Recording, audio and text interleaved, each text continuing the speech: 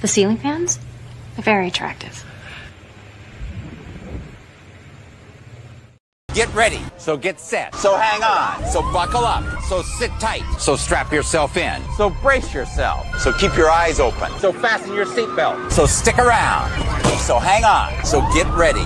You just have to be ready. Brace yourself. What you're about to see will open your eyes. The surprises never stop. So you better hang on. So get ready. So fasten your seatbelt. So hold on tight. So hang on. So get ready to get ready. And get ready to get real.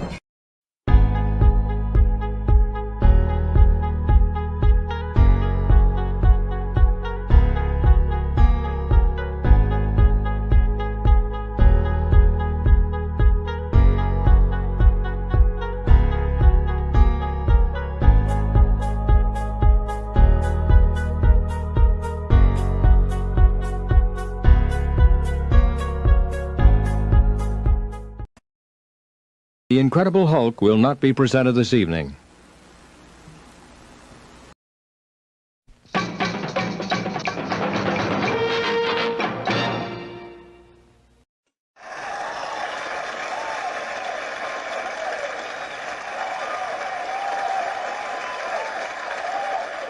You're all individuals! Yes, we're all individuals! Clickety-click.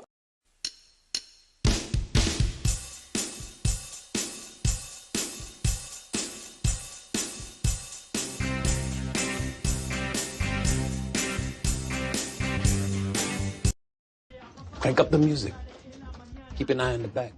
This presentation is provided to you to amuse or entertain and not to conform or inform. The content on this channel should not be used to replace professional, financial, medical, or legal advice. All footage taken and used from public sources falls under the Fair Use of the Digital Millennial Copyright Act of 1998. Therefore, no breach of privacy or copyright has been committed. This show is substantially sourced, not affiliated with any community, club, fraternity, or gang. Your cat may vary. I say, moo.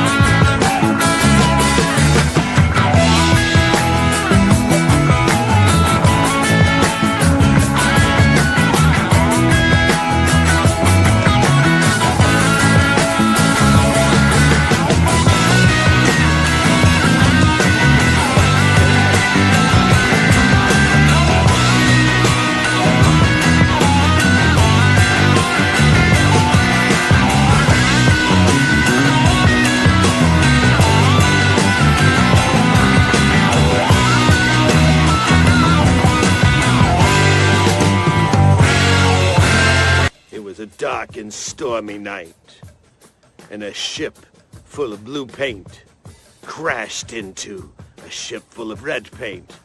Sadly, both the crews were marooned. You mean we're marooned?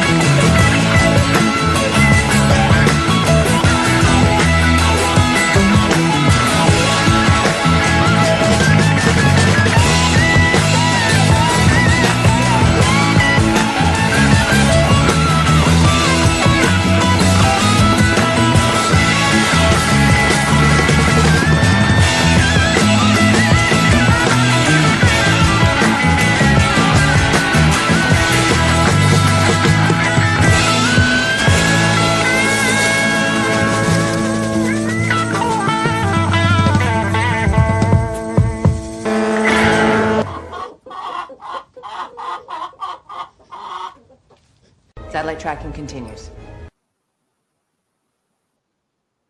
You mean we're marooned? Wow. Wow. Hey, everybody. It's Friday night. We made it. We're on the right side of the grass. Obviously, I'm already having some video issues. I don't know what's going on with the opening joke, but pat yourself on the back. You made it to another Friday night. You're on the right side of the grass, and you're here, which is a beautiful thing. Let's see. First, I've got to turn my camera off. Clickety-click. Okay, there we go. Hair's all right, I guess, somewhat. But I did bring a hat because I've got a special guest tonight. We said we might wear our cowboy hats. But if I want to act a little bit younger, I guess I could, because I did have a birthday today. I could go this route, which is kind of hippie-ish. That might work for the younger crowd. Let's see. Did I get it right? Over here. Hard to do on there. There we go. Yeah, there we go. See, that's looking fine, as they say. Okay. So we'll go there. Does that look okay, hon? I'm good? Yeah. Okay. So there we go. We'll figure this out. Birthday night. It's a what? My birthday night hat. Okay. Welcome, everyone. My goodness. This chat is flying. One of the things that I like to say, I'm going to be obsessed with that hair sticking up now. One of the things I like to do in the beginning is I like putting all of your the chat up on the screen. I love seeing y'all, and as you roll into the room and say hi. And this chat was flying. I couldn't keep up with it. There was about another 30-some messages I couldn't get to. So yeah. So welcome, everyone. I'm excited for tonight's show. I have 1,000 tabs and things to talk about. And I also have a new person, not to some of the people in the chat, but to my audience and to myself. So we'll have a bit of an interview. We'll start off with that. Let me welcome my guest aboard. I had a special thing here. We're ready for him. Here it is. And so the gentleman's name is Connor from Cult of Con. This party bus is everywhere. And he's not there. Yeah, the intro's a little long. He may be. Oh, there he is. What's up, dude? Not much. Here, let me turn my volume. I can hear you. Did you like my intro for you? Here, I was enjoying it, man. I was really enjoying it. This part right here. This party bus is everywhere. Yeah. This party bus is everywhere. Honk, honk. For people that don't know the backstage stuff, you know what that took to do? I had to do I think you did a 3-hour show, and I had to download the whole thing and then find that one spot, but you didn't play the honk honk, so I had to clip that from somewhere else and overlay them, and for 3-second clip, but hey. It was pretty good, man. So, okay, is your volume low? Is it just me? Do I need more volume? You want to hear a little more? Let's see. How about that? That's good. That works. That's pretty good. All right. Cool. So, yeah. What's up, everybody? Welcome in. Friday night. We made it. Right? Let's That's what I always tell my people. Yeah, I think they're good on the sound now. Let me know if he still sounds low. Yeah, I always tell everyone, congratulate yourself because you're on the right side of the grass. I had a guy told me that years ago. I never forgot it. Any day's a good day when you're on the right side of the grass. Yeah, I'm happy to be here, man. It's really a good time, I got through a day's work. I got home, had a nice hot calzone. Nice. And I'm feeling good, Yeah, we're going to talk about that too. But first, I have to thank Denise. You're such an amazing brand. To me, the new name, but God bless you. She got some subscriptions before the show even started. And so I saw that. That was cool. Yeah. Very generous community here. Yes, and loving. That's one of the things that, and you're saying, I was talking to him just before we came on air, that the same thing with his chat as mine. They're not here. I mean, very rare are they here to fight and argue with each other and call each other names. I see a lot of anger in a lot of chats. Ours is very loving and friendly and funny. Our chatters are as funny as anything. So, but thank you very much, Denise. That's quite a blessing. All right. So yeah, you see that, hon, right? That's my silent wife. That's an amazing deal.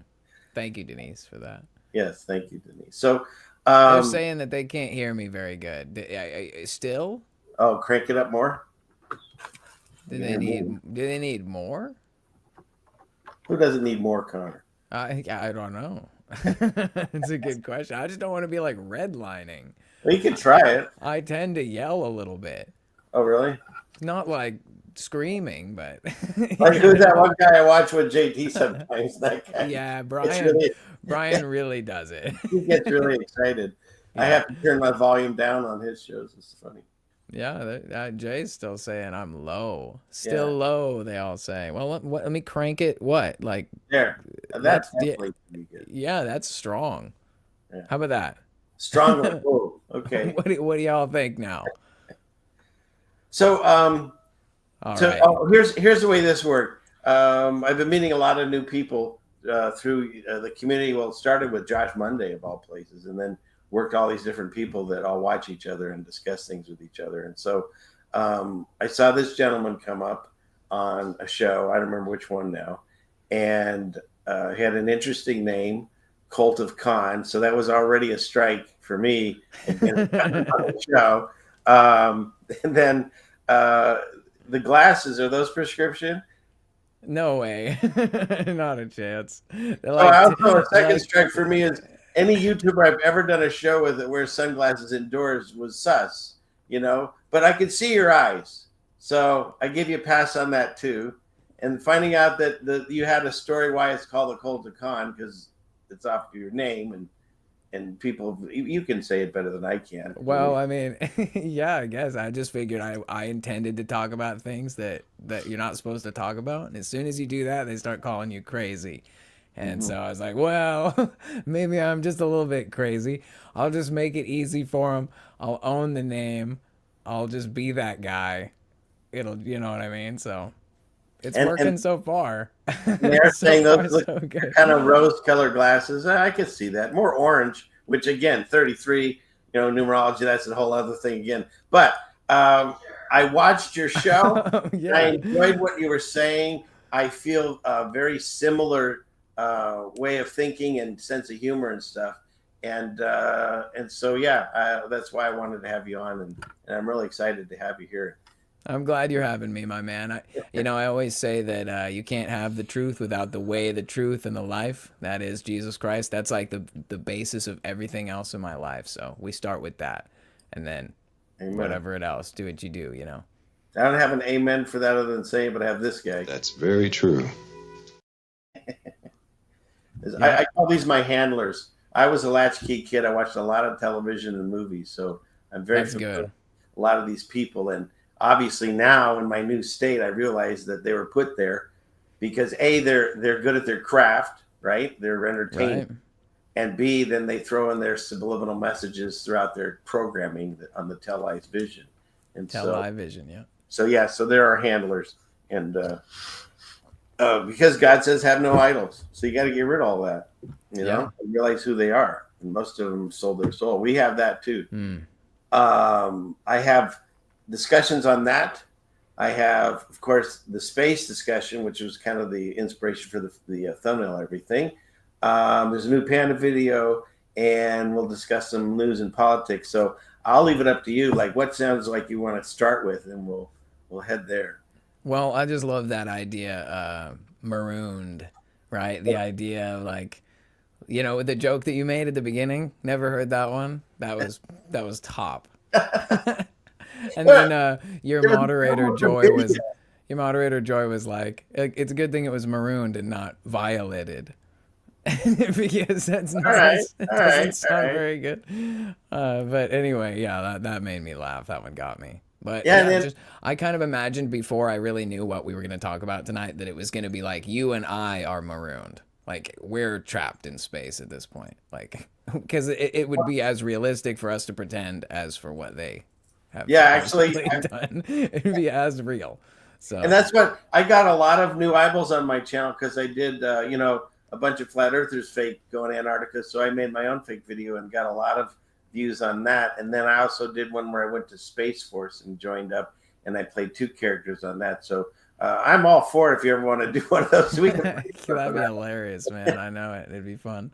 But so I can tell your audience that's watching, like, kind of my origin story, and then I'd like to hear yours, or we could start with yours. Why don't you kind of give us who you are and why you're doing this show? Well, I started off with kind of this, like, I guess you could say, like, angst, you know. I was just mad at the state of the world, and I had had my awakening earlier in life, but, you know, the longer you go, the more you learn. And sometimes, you know, knowledge about new things can be kind of a burden because you can feel overwhelmed or like powerless or various emotions that come with the whole awakening process. And I was early on kind of like mad and wanted to kind of like, oh, people need to wake up, you know. But I started to develop this understanding that everyone's kind of working at their own pace in life, whether it's their journey like with Christ and theology and spiritual stuff, or whether it's like just understanding the state of the world or their purpose in the world so far. And you can't really like try to shake people awake. People have to be ready for their next, you know, level in life, whatever that looks like. So I decided that it would be better to just do what makes me happy, like to be what I need to see in the world, even though that sounds corny. But it was like, man, there's just so much like angst, and everyone's like a truther. They're like mad, and they're like, no, it's my version or whatever. And it was like, where's the wonder? Where's the sense of adventure? Where's the fun, you know? And I was like, there was a time when, you know, that was kind of the theme. It was like discovery. Like you had a van and you went out to Arizona or whatever, and you tried to spot UFOs, and you know what I mean? Like there was this culture of like truth seekers where it was kind of like, I don't know, the kind of guy who would like get on a sailing ship and go across unknown seas to find a new place. And that culture is alive in some parts of this world today. And like I see that with your channel. It gives me great joy, where there's like people who want to know what it is, but we're not here to like try to control people or try to program anybody. We're trying to escape and have a good time in the process. I think that's really awesome. So for me, it's just been kind of a journey in that regard. And I found that the angst videos, they felt kind of like I would regret making them, because it was like, what's all this negativity? Like, that's not the person that I want to be. So I started to develop this, I guess you could say, I'm just going to be my real authentic self, regardless of what it costs or what people say about it. And what that turned into is basically just like, I'm kind of role playing this cult leader, because it's like, if anybody's going to listen to what I say, they must be crazy. They probably drank the Kool-Aid. Like, I'm just, you know, like, and I'm not trying to deprecate too much, but like, I'm not a professional. I'm not offering like, you know, high level advice in any field. I'm not even like a real comedian or anything. I don't even think that about myself. But the point I'm trying to make is, I thought, if you're going to get past the barrier of my nickname being Con Man and my YouTube channel being called The Cult of Whatever, and if you can get past the like the banners and the candles and all this, the theme,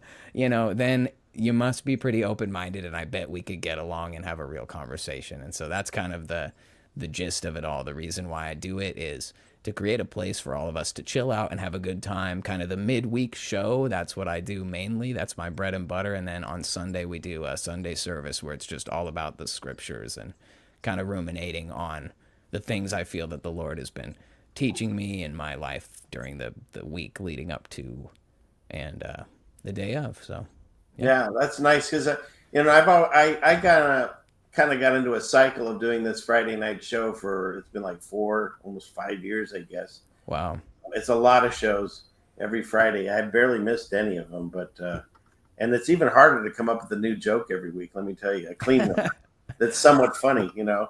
And but I was also, for a short period of time, I was doing a Sunday show called The Perspective with another gentleman. He's taking a break on YouTube, Steve. And we would just pick, he or I would choose a passage, and then we would spend, you know, however, like an hour or so just doing a breakdown and talking about it. And sounds good. That's what I want to get back into too, because because that's something that really, it's really important. It is. I'm finding there's so few, if any, people that read the Bible. And I'm not just saying they read it once or twice in their youth, or they read certain passages. I'm saying read the whole book, constantly reviewing, you know, certain chapters and stuff, rereading the whole book. No one's doing that. I mean, very few. And so people like yourself and myself and JT and some of these, and Josh and some of these other people, Rev, yeah. the fact that we're continually going into it. That's part of what I feel is my calling, is to why I'm doing this. God didn't just stick me on here because I can be funny. There's a message for it. And so kind of like you, I took my show and said, all right, if I just do the Bible stuff, I lose the audience. Like so many people dip out. You start talking about God and Jesus, you can watch the number go down like 20 people. It's fascinating. And so I inserted what I thought when I was growing up. You're not old enough, probably know. David Letterman had a show. It was after Johnny Carson. And it was, he's not old enough. He doesn't know what I'm talking about. I know what you're talking about, but I haven't seen it. Yeah. Or Johnny Carson. Yeah. Anyways, I'll move on from thinking about it. I just turned another year today. Don't worry about it. But he had this show that was a little more edgy, and it was like for a younger crowd, and he'd throw pencils and have stupid dog tricks and stuff. And so that's kind of how I envisioned I would do this, because like you said, as I started learning truth, and that everything they've told us, they lied to us, like everything. When you get to that stage, you can either sit in misery and commiserate and say, why me? Why am I here? Or, which I did for a little bit. And then you flip it around and you realize, once you make that connection to God, especially, there's no coincidences. There's no accidents. We were chosen, whether you like that word or not, we were chosen to be here at this exact moment for his purpose. And some of us don't even know what the purpose is yet. But part of my purpose is to come on here and, like you said, take the sadness and the craziness of the world and flip it over and say, look, you're watching a movie. This is all for you. It's a joke. It's entertainment. And we can laugh at it. And I describe it like when, hopefully you're old enough to know what this is. They had the merry-go-rounds, the metal ones at the playgrounds. And so you get on that, and there'd always be one jerk kid that would be spinning it super fast. And you're either going to get hurt or you hold on until hopefully you stop. Right? Yeah. But if you weren't on it and you were standing on the sidelines, you could just, maybe laugh or just say, hey, I'm so glad I'm not on it. And that's the way I see my show. It's like, I'll show you the same news you're going to see, but I'm going to explain to you why you shouldn't be afraid of it. Because not only am I going to show you, but then I'm going to hit it with God at the end saying, you're not supposed to fear anything but him. Yeah. Right? I'm all about it. I feel like it should be okay for us to have casual, regular conversations that aren't just about the Bible and stuff, but also still regard Christ and stuff, right? Like, I feel like what happens is people get so into that, like, churchianity thing where it becomes so formulaic, and that's what turns people off. So they get the feeling that they're going to get more of that, and they don't like it. And I think what makes it more authentic is that it's a true part of your life. You're still a regular human being. You still eat and sleep and do what you do, but we're trying to, like, also pursue Christ. It's like, it's the main focus. But then there's also that element of the fact that nobody's trying to pretend to be something they're not. Like, oh, I'm so perfect, I'm so holy, I'm so upright. And that's how you know I'm a Christ follower. That's not the message that we're trying to send. I think the message I'm trying to send, at least I speak for myself, is that I am a real, authentic person. I have my ups and my downs, but Christ is there with me at all times. And so... Yeah. And if we have to talk about whatever, but he's always there. So remember that, right? Yeah. And everything we do is to glorify him and what he did for us. We can take some credit along the way, but we just know where that came from. My sense of humor came from God. Amen. He has to have a great sense of humor, right? Yours too. Absolutely. And I have this drop about, I've talked to you a little bit before we came on about how you or myself, we don't go around saying we're the expert. In fact, I have this drop.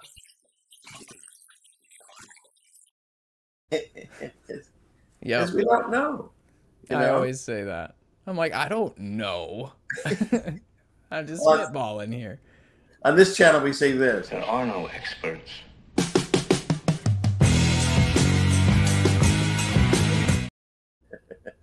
Yep. You know what's funny about that clip? Just a little side note. So I go and I find clips that fit what I want to present. And then all the music is free YouTube music, even my opening. God sent me that opening. It's so wonderful. It's a great song.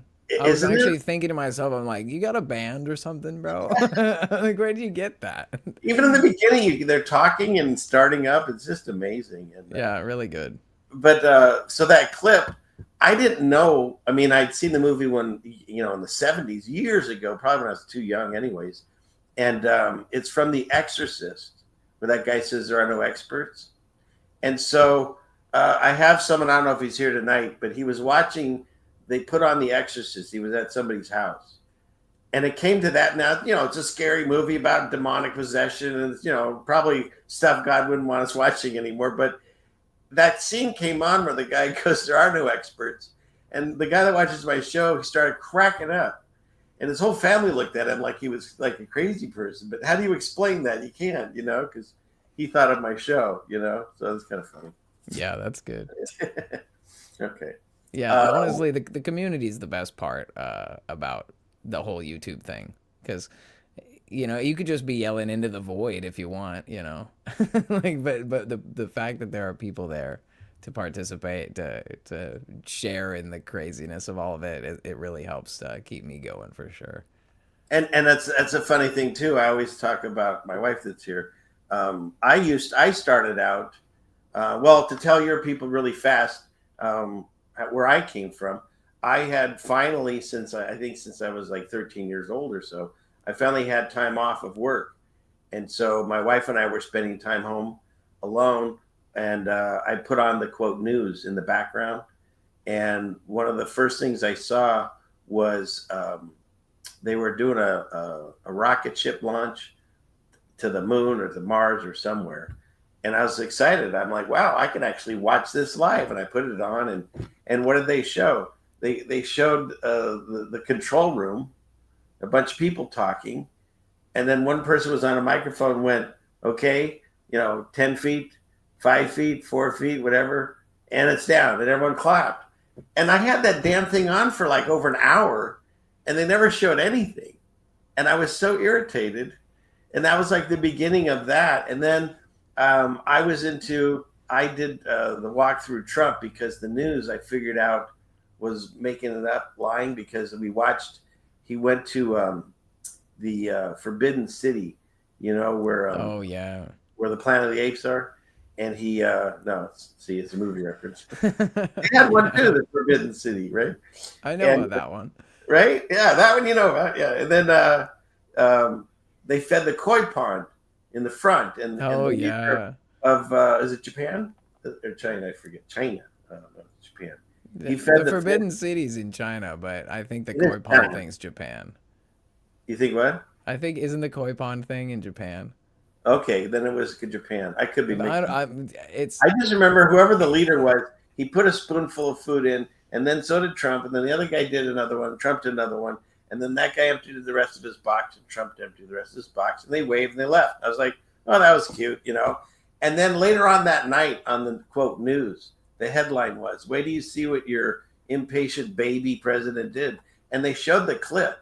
And the one guy, the president, whatever, prime minister, he does his scoops, and then they edit in Trump just dumping his box. And I said, wait a minute, that's not what happened at all.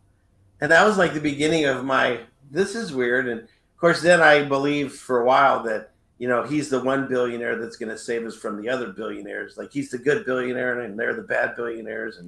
And so I went into that, and I even, I could admit to you, I fell down the Q rabbit hole for a while there, and then came out of all of that and realized it's all to trap you in a psyop. And so when I started adding up the lies of the world of the news, the lies in where we live, we're going to go into that tonight about mostly through NASA. It's how I found those lies. And then we can also cover maybe another night. I don't know how you feel about the Mandela effect, but there's that. No matter what I watched, I could look up lizard people living in Antarctica, It would always end with this discussion of God, evil and good, and God insane. And the one thing that they all had in common was, well, don't read the Bible. Well, you tell me not to do something, and you can ask my mother, I'm going to do it. And so I was born and raised Jewish. I read the Torah. I had to learn it in Hebrew, but, I had the bar mitzvah, you get some money. So that was cool. Hey, there you go. Got the nickels. And then, but they never told me, at least in that time, that I was reading the Bible. It wasn't until years later, just recently, kind of when I found that out. It was kind of shocking to me. They keep us so separated. Yeah. With religions, and they're all compromised. It doesn't know which one you go to. There's a spirituality. They all start in the same core. It's like the tree of life. They all start in the basis of the Bible and those stories, and then you can watch them branch off. Like Jesus shows up and the Jews take off, and Ishmael versus Isaac, and you can see everyone branching off from the original storyline. So why wouldn't I read that book? And what an eye opener! Definitely. And for the people that haven't started it, it's incredible. The stories are as good as anything you see in a movie or TV because they basically copy them. There's intrigue, there's love, there's war, there's everything. And in addition to that, like the old Bill Cosby show, you'll learn something along the way. Hey, not the rapist one, the original cartoon. And so they I found that it talks to you too. There's so much you can learn from it, and it's just an amazing book. And so that's what I tie it all into, is that all of these other deceptions, including the flat earth people, it's to stop you at a certain level and not go any farther. Because that's why I left that group, is nobody wanted to talk about God or Jesus. Yeah. They think that we're trapped in some kind of religious dogma and this book has trapped us and all. They don't get it. Yeah. And I've tried explaining to them, but you know how hard it is. I just say, look, you can make this relationship without the Bible, but it couldn't hoit, is what we would say. It helps. Yeah. It helps. Yeah. Well, what's most remarkable to me is, like, if you go through the kind of the atheistic worldview for a time in your life, I'm sure a lot of people do, where they kind of leave God away and kind of go world searching or whatever, you'll find that a lot of people's perspective is that they feel that ancient cultures tell a story that's too similar to what's listed in the Bible, so therefore the Bible must be fraudulent. The stories of the old world from the Bible are obviously just copies of these Egyptian stories or these Sumerian stories. Right. And I'm like, dude, don't you understand? It's the other way around. Like, the reason why the story exists at all is because it's the same story, because it actually did happen. There is a massive biblical flood that destroys the whole earth, you know what I'm saying? There is like a Messiah born of a virgin and stuff, like, and all these themes that repeat in the ancient cultures. And it's because this is like the actual real reverberative prophecy of the Old Testament, and then ultimately the fulfillment in Christ.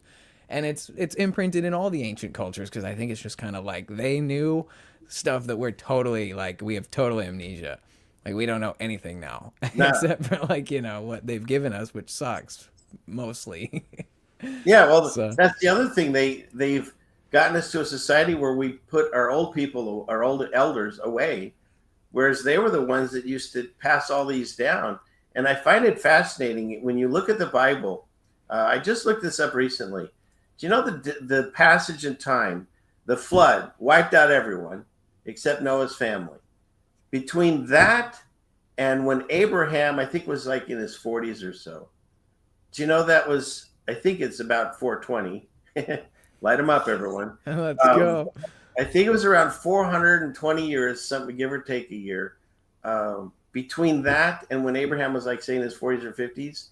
And it said there was no righteous one left on earth, not one, except Noah's family and Abraham. Isn't that wild? Yeah. Like, so what happened? What happened was we stopped teaching. Because don't you think right after the flood, the firstborns and next generation, that's probably all they would talk about. Dude, there was this time when we were stuck with great grandpa on a freaking boat for, you know what I mean? Like, stories were being handed down. But somewhere in that 420 years, they stopped. And then they went back to the idol worship and all that other stuff. And so now, as God talks about in the Bible, it repeats it, constantly. We're repeating things that happened. And so here we go again. We're in probably one of the most godless societies. And in fact, there's that old saying. I gotta say, thank you, Red Storm. Thank you. God bless you. There's that old saying that they play all the time. I think is Bill Cooper, one of those guys, that he says that the greatest trick of the devil was to make people think he doesn't exist. And I think that's backwards wrong. Also, think of this. The whole world accepts the devil exists. Everyone acknowledges there's evil. There's so many shows There's like Lucifer. There's I used to love Supernatural until then. Towards the end, the heroes were Aleister Crowley, some witches, Satan and his son, and God's sister, and it was like a mess. And I just dipped out. I started feeling God's like, really, you're gonna watch this, So I dipped out. But so there's so many things that people believe in the devil. There's songs about the devil. What do they not believe in? God. And so to me, the biggest trick of Satan, anyways, is the belief in Satan and not in God. That's what I think the trick really is. Yeah. Well, you see that manifest. There's this thing that I came up with a long time ago that I call hot topic Satanism. And the reason I call it that is because if you look at that store that's in like every mall around the country where you sell like emo kid clothes, I used to frequent the place as a teenager, so I know. I'd like to see some old photos of you. I just put out a video on my Patreon the other day that was like a screamo cover songs, and I'm like a scene kid with like multicolored hair, and it was a good time. But yeah, the hot topic Satanism is where the culture has normalized and made it kind of cool. You know what I'm saying? Where it's like, oh, we're Satanists because it's cool. Like we're going down the path that rocks. Like it's really a bad message, but it starts to normalize people to the symbols and to the culture and to like just this narrative of like we don't need God, and it starts with that, and it's a dangerous slippery slope because when you're kind of an ignorant young kid, you can easily slide from that to like playing with Ouija boards and stuff. It's that quick, and then you're totally opening yourself up to real satanic danger as a completely like totally unaware of the depths of where you're traveling. You know what I'm saying? And I noticed too, I used to tell people that God doesn't say these things are fake. It's the opposite. He says they're real and they exist, and he tells you to stay away from them because you don't know what you're messing with. I mean, people that think that they're contacting the other side, they don't know who's talking to them. And it's definitely not your long lost relative. The stories of the Bible say they can't get through. You can get messages through like messengers, angels, and so forth. But that's the way it works. I mean, read the scriptures. And so when you're Ouija boarding it out, who are you talking to? It's Can't be anything good. Anything good, no bueno. So, okay. Yep.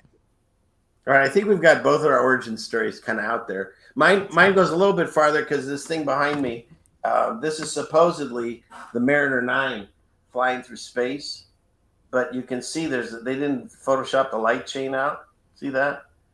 And I don't know if you can see that on the and so I started out on YouTube chatting, and then I started doing a call-in show, and what I was researching at the time is the Mariner satellite. Well, I'll bring this up so you can all see what I'm talking about. It's better with pictures. Yeah, show it. I was hoping you'd share this just for the record, because it's important. People need to know. The ceiling fan it's big. It speaks to this greater narrative, right? Just that they're willing to put whatever the budget is only as much as what's necessary, right? If the spell is working, why pay more? Right. And not to get again, I have I have many hats here. I even have my original tiny hat. It's let's go. Is this one? See? No, I'm kidding. That's not it. No, I have this with my tully and the whole bit, I have one of those bags. Do you really? Yeah, but it's like a messianic one. Well, that's funny. Well, okay. So before we get off on the, we've already lost the thread here, but what was I going to tell you? The origin of the ceiling fan. Yes. Okay. So I was researching. Well, it's at the end of my at every show I do. Here, I'll show you. And you can still find this on the internet. Let me get out of this here. Clickety click. Okay. Where'd you guys go? Present. Okay. Clickety click here, and here. Okay. So we'll start with this. This is the ending to all my episodes, and I'm gonna slow it down so you can see it.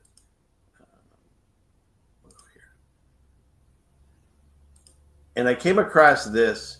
You can still look it up on YouTube. It's this Atlas rocket. It even starts this way with this. I put in the original footage, but it's a top secret thing that they released, right? And when you watch it, it was footage on this Atlas rocket, and you see it on the thing. Am I screen sharing? Yeah, Okay. yeah, it's looking good. Okay, and so what happens is I noticed as I'm doing my research on satellites and how they get into space, and it's maybe I should speed it up a bit.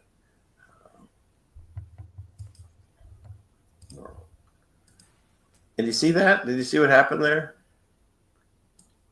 It starts out. I should bring it up on the. It starts out white. It flashes twice, and now it's silver in color, and it breaks apart. And it looked like a balloon to me. Yeah, I mean, that just looks like it deflated. Right. And if this is rocket fuel, the most combustible thing on the planet or the plane at that time, it should have some kind of explosion, but nothing. It just looks like a water balloon. And that's impressive. Right. And this is what started me on this. Wait a minute, they're lying to us about this stuff. And so you can see it just breaks apart. Yeah. And then, of course, I go into the lady popping the balloon, and then we're on our way. And so it looks the same to me, right? I think there's just, how much, what more needs to be said about it? Like, I'm approaching obviously from I'm already convinced, but yeah, I can totally understand where, like, if you just looked at that critically, you'd say there's no way what they said happened is what was pictured in that video there.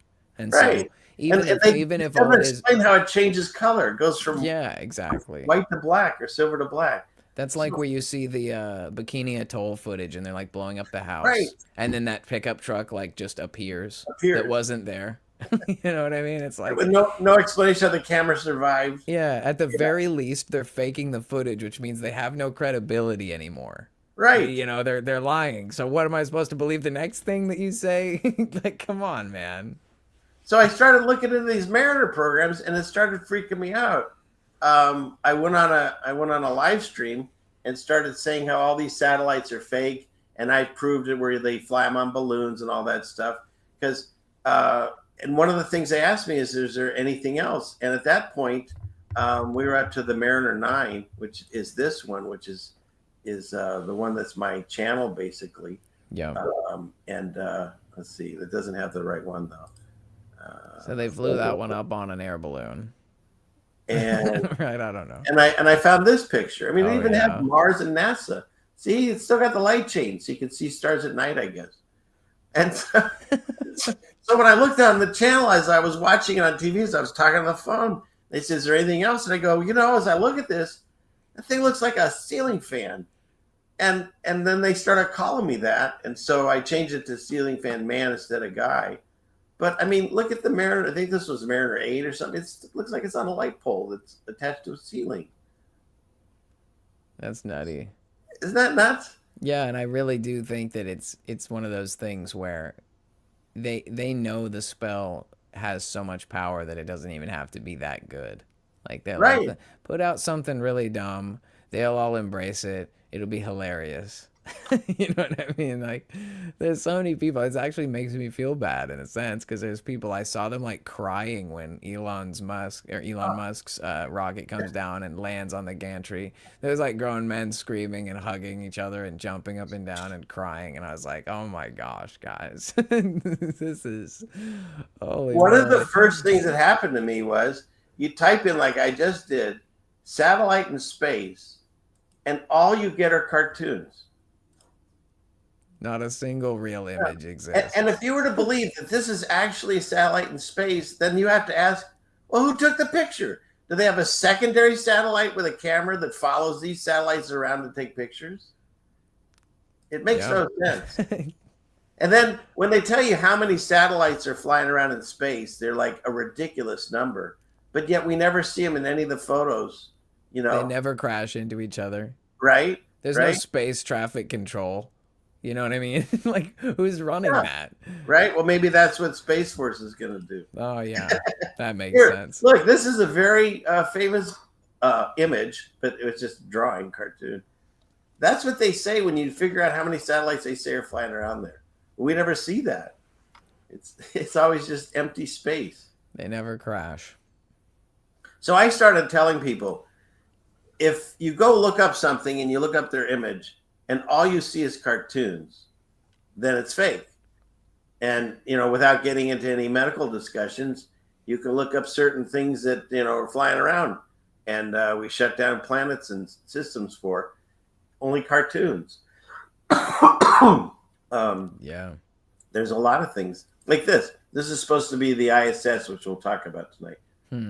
Who took these pictures? And where are the other satellites? And how come nothing crashes into this? Like, the only time I ever saw this blow up was Sandra Bullock blew it up in a movie. But other than that, it's fine. There's a lot of problems with that thing. Just not even just in its inception, but just thinking about it like politically. Like, how come we're sharing a satellite with China and Russia and like people that we are like on the verge of World War III with? Like, we're enemies on Earth and friends in space. Yeah, apparently. So this segues perfectly into the discussion that's happening right now, and that is these two astronauts got stuck up there. Like Gilligan's Island, it was supposed to be an 8-day tour, and they were up there 9 months, supposedly, allegedly. And we get this cartoon. This is the, quote, actual footage of the SpaceX Dragon, right? You always got to have some satanic thing to it. So the Dragon goes up, and we're led to believe that that's actually it happening. Now, don't they say that this is traveling at 17,000 miles an hour, and the space station's moving at 17,000 miles an hour, and the Earth is like, none of their math makes sense. But yeah, I was discussing this with Connor just before the show, and he told me there's a video game that actually looks more realistic. And he's absolutely right. It's called Star Citizen. And I mean, it looks as equally fake as their stuff. How about that? I mean, you tell me you can tell the difference between this thing and this thing, right? And so the people that are like, Trump and Elon, they're here to save us. No, they're feeding you the same garbage as the other stations are. They're making you believe space is real. You know how much Space Force is getting funded? And they should call them Earth Force. They haven't left the freaking ground. Yeah. Space Force. It's totally a money vacuum. It's crazy. And the thing that blows my mind the most about it is Boeing just got a big contract for future development from the federal government. I can't remember the number, but it was enormous. And Boeing, as you might know, is the brand that provided the rocket that they took up there in the first place that failed, according to the story. Like, if you're watching the stage show, obviously. Yeah. And then now, oh no, Boeing failed, but who will save us? Oh, Elon and SpaceX. And so Elon comes and rescues them. And what does he do? He brings down a satanic Halloween witch and her troglodyte friend, and they're the special astronauts. It's her thrall, is what I was calling that guy. It's like she's got, like, instead of a witch broom, she comes down on a rocket. Can I ask you too? Because it's the Dragon. Doesn't that look very kind of serpentish? The face on it, like, yeah, it does kind of look like that. So of course, Elon's Dragon, just like everything else is happening, like Lucifer's, saving everyone. People still don't believe we're in the short season or little season, pizza.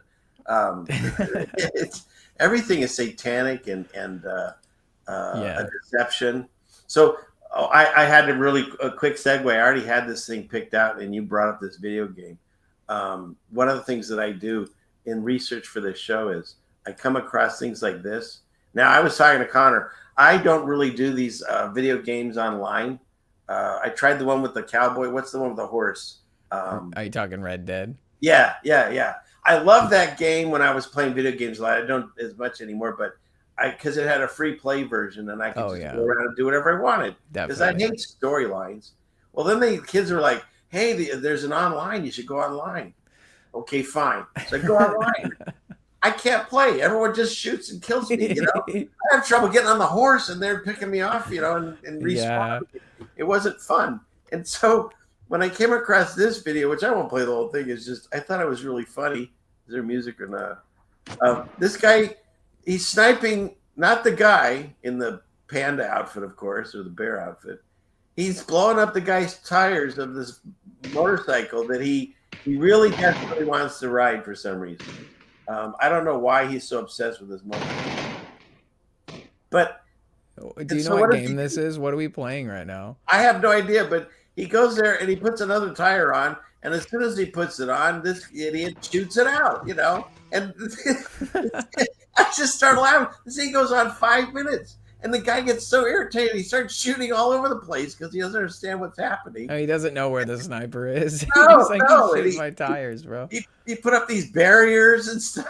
Meanwhile, the guy keeps blowing up his tire. And he put a new one on. I don't know where he gets the tires. And he shoots it out again. And he gets really, really frustrated. I think he runs out of tires. And so he goes out. He gets in this cab. He brings this thing back. He takes the tires off the cab. And as soon as he's done with all that, what does the guy do? He shoots out his tire. So it gets to the point where he gets so frustrated, the guy then takes his gun and shoots up the motorcycle himself and runs away. He's like, screw that thing, man. But it's a 5-minute clip where this guy was so frustrated. And, I just thought that those are the things that make me laugh. He's putting in work. Yes. We used to call it work. My brother and I would game like for a 12-hour shift, and we would just call it work. We'd be like, well, we got to get the base built or whatever you're trying to do. It's like, I can see how that is kind of a problem in this day and age. We touched on that a little bit before the show, just like about the fact that the media thing has become such a vacuum that you can get totally sucked in, and it's designed to do that to you, obviously. Like, that's kind of, whether it's video games or like the news cycle, the geopolitical sphere, there's just always something to get you sucked in. Yeah. So I thought I could relate to the guy that was frustrated, but it was really funny watching it from the other side. So, okay, enough video game talk. Let's get into some real stuff. Stuff. Like, if everyone's seen this is the real footage of them splashing down. And splashdown. Crew 9 back on Earth. And we're talking about the calmest waters I've ever seen. Yeah. Right? The emptiest skies you've ever seen. And in one of these videos, I don't know if it's this one or not. Dolphins come and meet them. I mean, it's so ridiculous. Do you see the one with the dolphins? I feel like it should be playing Enya right now as it drops, You know what I'm saying? Like, and let's see. I don't know if I have the dolphin ones. But then, of course, what does this guy do? He does what everyone does now. He took the same footage that we were watching and he put it into this thing called high moderation. AI. I have just uploaded. Which looks for AI videos. And so he put it to AI's test.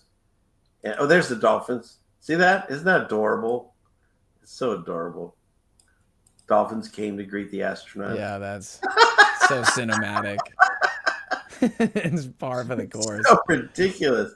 And so he puts this thing, and what does AI say? Over 65% they feel it's AI generated deep fake. Yeah. So like AI is calling them out on their bullshit at this point. Yeah. Well, and that, that just goes to show, I mean, if they can pick up on what they say is about 66% artificial, or likelihood that it's artificial, so more than half, and that's it's saying something when you can get that much of a percentage just with what is available now. And chances are, if Elon Musk is involved in some kind of like international multi-generational conspiracy cult thing, of course they've got the real AI kept for themselves, like the better one, the more high quality generative technology. So it would be better than what you could prompt something to make right now, but it doesn't mean that it's still undetectable. Real footage has a certain right. element to it. Like, you can't fake it. That's you also just made me like kind of freak out on the number. Of course it's 66%, right? Yeah, I didn't even think about that. No. Right over my head, apparently. And how many cameras they got? They got drones in there or something? You don't see anything flying around, but they've got multiple views of this from different angles. I don't know. It's obviously, sus, as they say. And then this guy showed, it's hard to see, But if you concentrate on the water, you see it glitch and like reset every about 10 seconds. So once again, you're dealing with fakery. If this was all real, why do they have to fake it? And so the water glitches out and keeps kind of resetting about every 10 or 15 seconds. See it happen there. So it's like it's just a video loop that's playing in the background. It's not even, it's just layered in. Yeah. So of course, X now or whatever, Twitter has to always add their context. Oh, this glitch is normal, right? A glitch is normal? Isn't the definition of glitch not normal? Yeah, that's the point. Yeah, glitch means it's out of the ordinary. I can look that up. Let's see. What's the definition of glitch? That's funny. What is the definition? That's like when they were making the blue marble and they were like, well, it's computer generated, but it has to be. It has to be. Right. It's like, well, yeah, it has to be. Why? Because it's bullshit. Yeah, that Sorry, guy got. I'm trying to not put anything in the swear jar. No, I appreciate that. I do my best too, but they come out occasionally. Yeah, glitch, a sudden temporary malfunction or irregularity. So it's not normal. It's the opposite of normal. That's the thing. They just push it on you. You're like, oh, okay, well, it's normal. No, glitch is the opposite of normal, which is, anyways.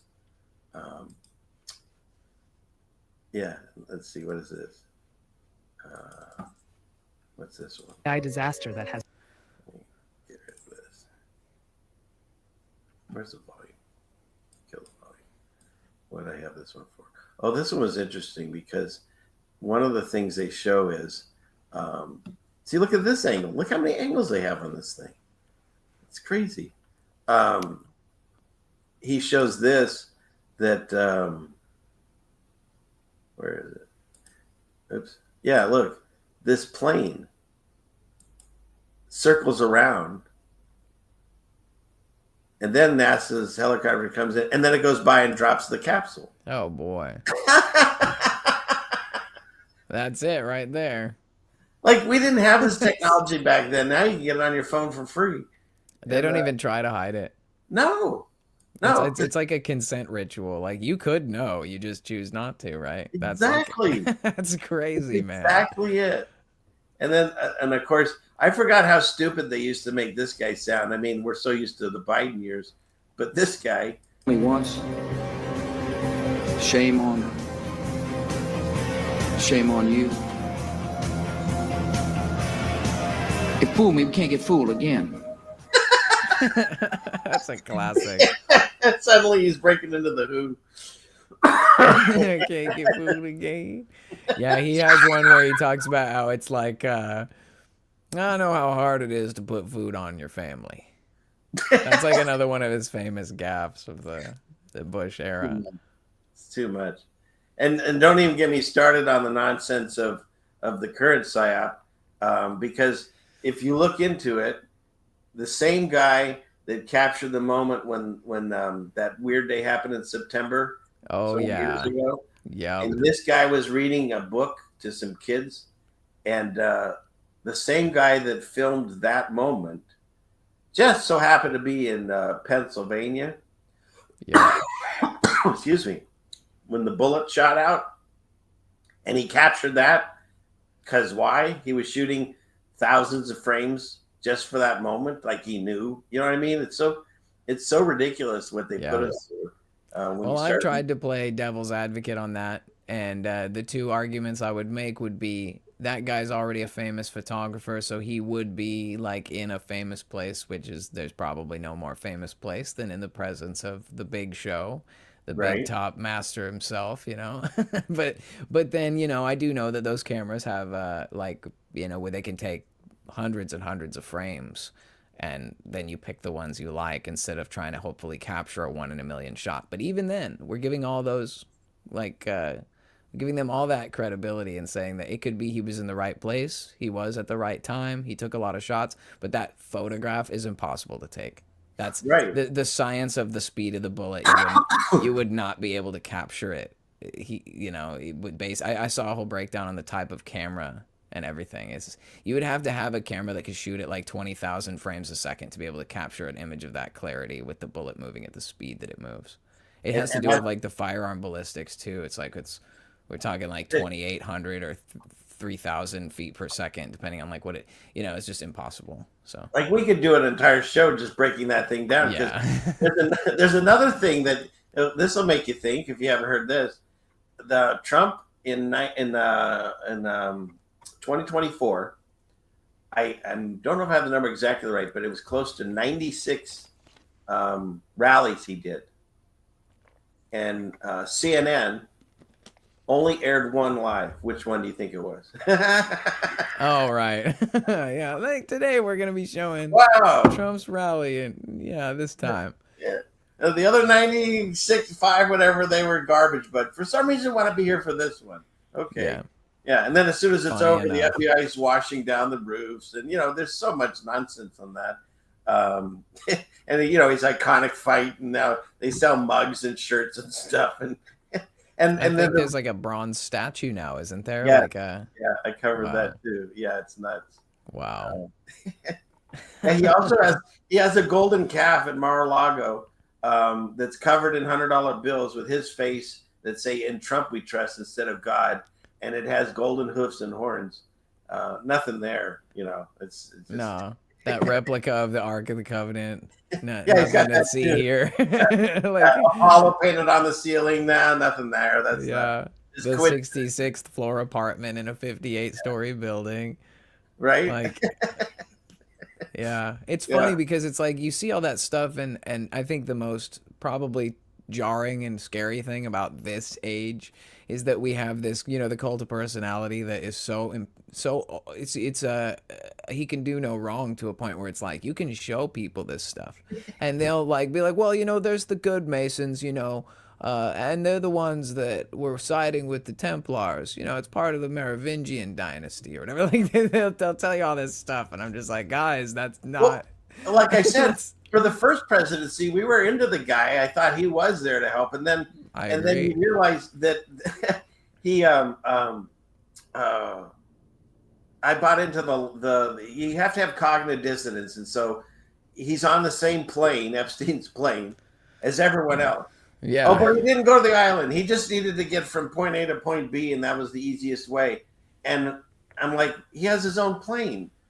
Doesn't that make sense? And then we're going to bring out the files, the most transparent president in history, and they hold out these binders. Meanwhile, everything in it's redacted, and the pages that aren't redacted have been on the internet for like 10 years. In addition to that, I've shown it. There's thousands of photos with him and Diddy, with him and Epstein, with him and Hillary. They're all hanging out having a ball.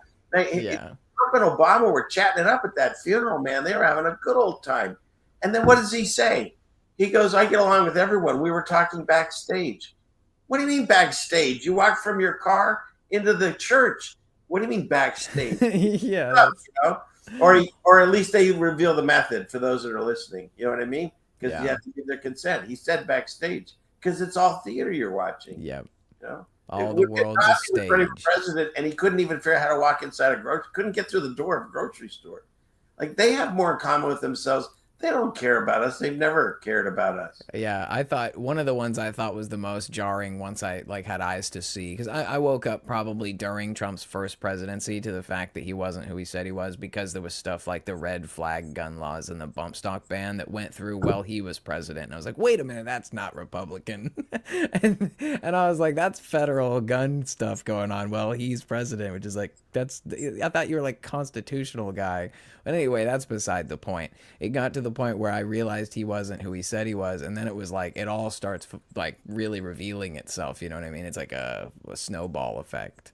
And he also said, I mean, we can't discuss it, but he said he's the father of that certain thing that happened. Oh yeah. He really was happy about that. Yeah, and it was during his presidency. Mm-hmm. But at the same time, he's like, "Oh, it's not my fault. They forced me to do this." Meanwhile, he's holding up the box. It was a Moderna or one of them on screen, like he was advertising. Pfizer.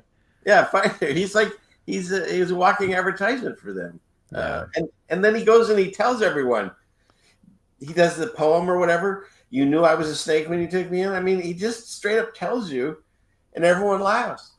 And that's he just keeps on going. I mean, that's the real con man. That guy can sell you anything. Yeah. He sells shoes. He sells shot glasses. He sells Bibles. He sells NFT. He sells trading cards. He sells perfume, cologne.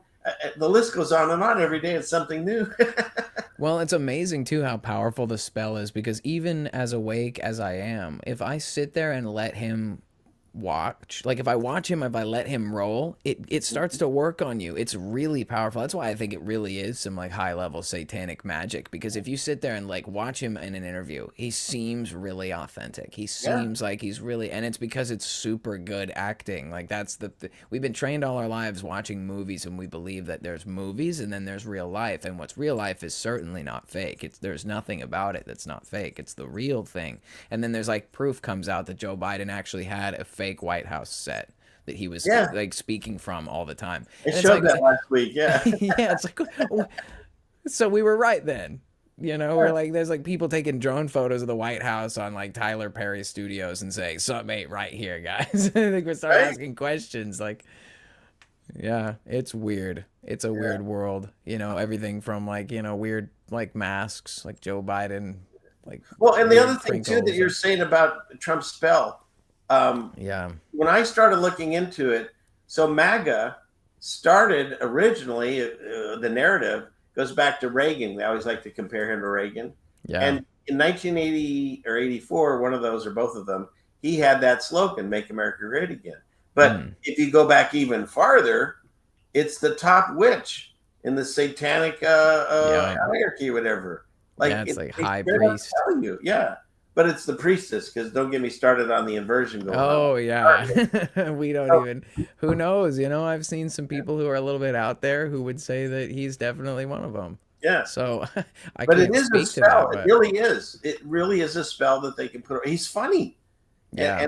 And so my dad was alive. I told him this, that he started listening to me a little bit. Anyways, it was, it's like those shows, you have the good cop, bad cop. And so they bring in bad cop, and then they bring in good cop with the donuts. And so regardless of political views, pretty much everyone was done with Joe Biden. And they made him look so ridiculous at the end. One of my favorite ones is when he's talking to the Amazon rainforest, and then he just walks off into the forest, you know? Yeah. I have so many of him just do. You didn't have to make fun of him. He just existed, and they made him look so pathetic and bad that people would accept anyone, well, other than Kamala, how you would say that? Because obviously, you know, but I also know they're all selected. But they made the country and the people feel so negative about what just went through that they were accepting of, you know, Trump, because he brought the donuts. You know, he was like, I'm going to get rid of income tax. I'm going to give everyone $500 now $5,000. I'm going to this. We're going to go to Fort Knox and look for the. They didn't do that. Whatever happened? We have the attention span of a goldfish, and nobody seems to wonder what happened. We were supposed to go in there and see if there was any gold, but there's squirrel, and we're on to the next one. Memory hole. So, well, you know what's crazy about Joe Biden is that he was like the archon of the country's being destroyed. He's the worst president ever, but they had him like so bumbling and pathetic that you couldn't hate him. You kind of felt bad for the guy. Yeah. So instead of it being like the country's gonna string the guy up, they're just like, that old guy needs to get to a retirement home already. This is sad what the party's doing to him by trying to make him continue. You know what I mean? It's like, it's a really insane mind game they're playing. And yes, it does make Trump look extremely marketable when he makes promises about how we're gonna fix everything. We're gonna end income tax. There's gonna be a Doge payout. But then when he gets there, it's like, oh, we're paralyzed. They won't vote the measure through. Like it's like, oh man, of course. So Barack Obama can act like a king and just like bomb 2 million Christians in the Middle East. But when Trump needs to get something done, I can't do it. Yeah. You know what I mean? Like, it's a pretty good show. It makes for good theater. My brother's watching through the Sopranos, and I've been kind of tuning in. I haven't watched it like in its entirety, but he's watching it. I've been kind of like tuning in here and there, and it's like, you know what, The Sopranos did a great job of kind of like normalizing like the daytime, like the TV show drama about like the life and times of people, and that's what I feel like we're watching with the Trump show. It's like the life and times of Donald Trump and like what he's going through, and like they're raiding my house. You know what I mean? There's always like a new episode in the series of the next great thing that's happening. Yeah. You know, it is very entertaining. I have to say, I have 3. I started them, I think, over a year or 2 ago. I call them Yellowstones. I have 3 of them.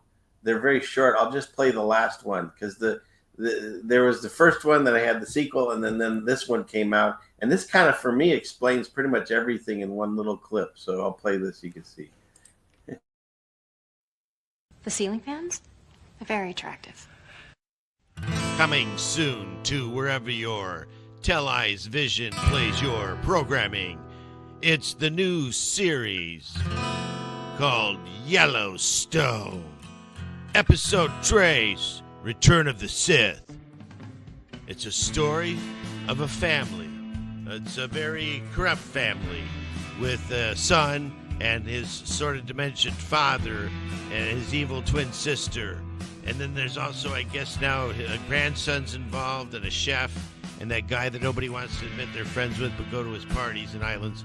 And it's the father says, I'm going to put you in jail.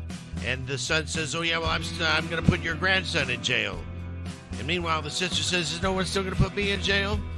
The one guy that did go to jail, well, I don't know what happened to him. It's very confusing.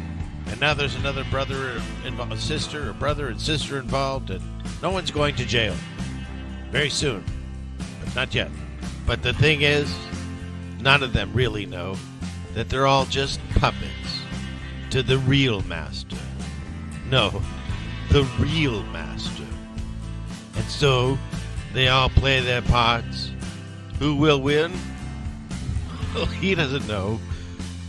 Coming soon to your Tell-Eyes Vision, Yellowstone. Episode Trace, Return of the Sith. Satellite tracking continues. So there you go. Yeah. Yellowstone. Yeah. That's it. It's like we're watching a soap opera. Oh, and beautiful. And we're thanks. I have 3 of them. Anybody wants to watch, they're on a playlist. And don't forget, if you're enjoying the show, please at least hit that like button and share and subscribe later if you Absolutely. Nail it. Right? Honk honk. There you go. I don't have it isolated, but I can play the Do you thing. know, I think you can wait, find it. you gotta do This party buzz is everywhere. There you go. I'll just do it that way. I'll do it my way.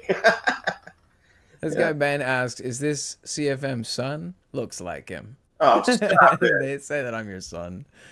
Oh, I know I turned a year older today, but I'm don't not. don't make him feel that old. Come on. Yeah, I know. Don't tell anyone I'm actually old enough to actually be his father. You technically could, but we're not thinking about it like that. No. We're all cosmic beings living a temporal experience. And everyone, I like it. Wait, where's my guy? Here, I'll get you. True. Yep. Yeah, that's true. Yeah. Yeah. Okay, what's next? We were talking about fake space, and we got off the subject. Yeah. Let's get back to that. I don't think we were done with that one yet. No. Oh, but my audience, I didn't do it correctly. I gotta do the intro, so we'll throw that in there. Wherever he is. Here he is.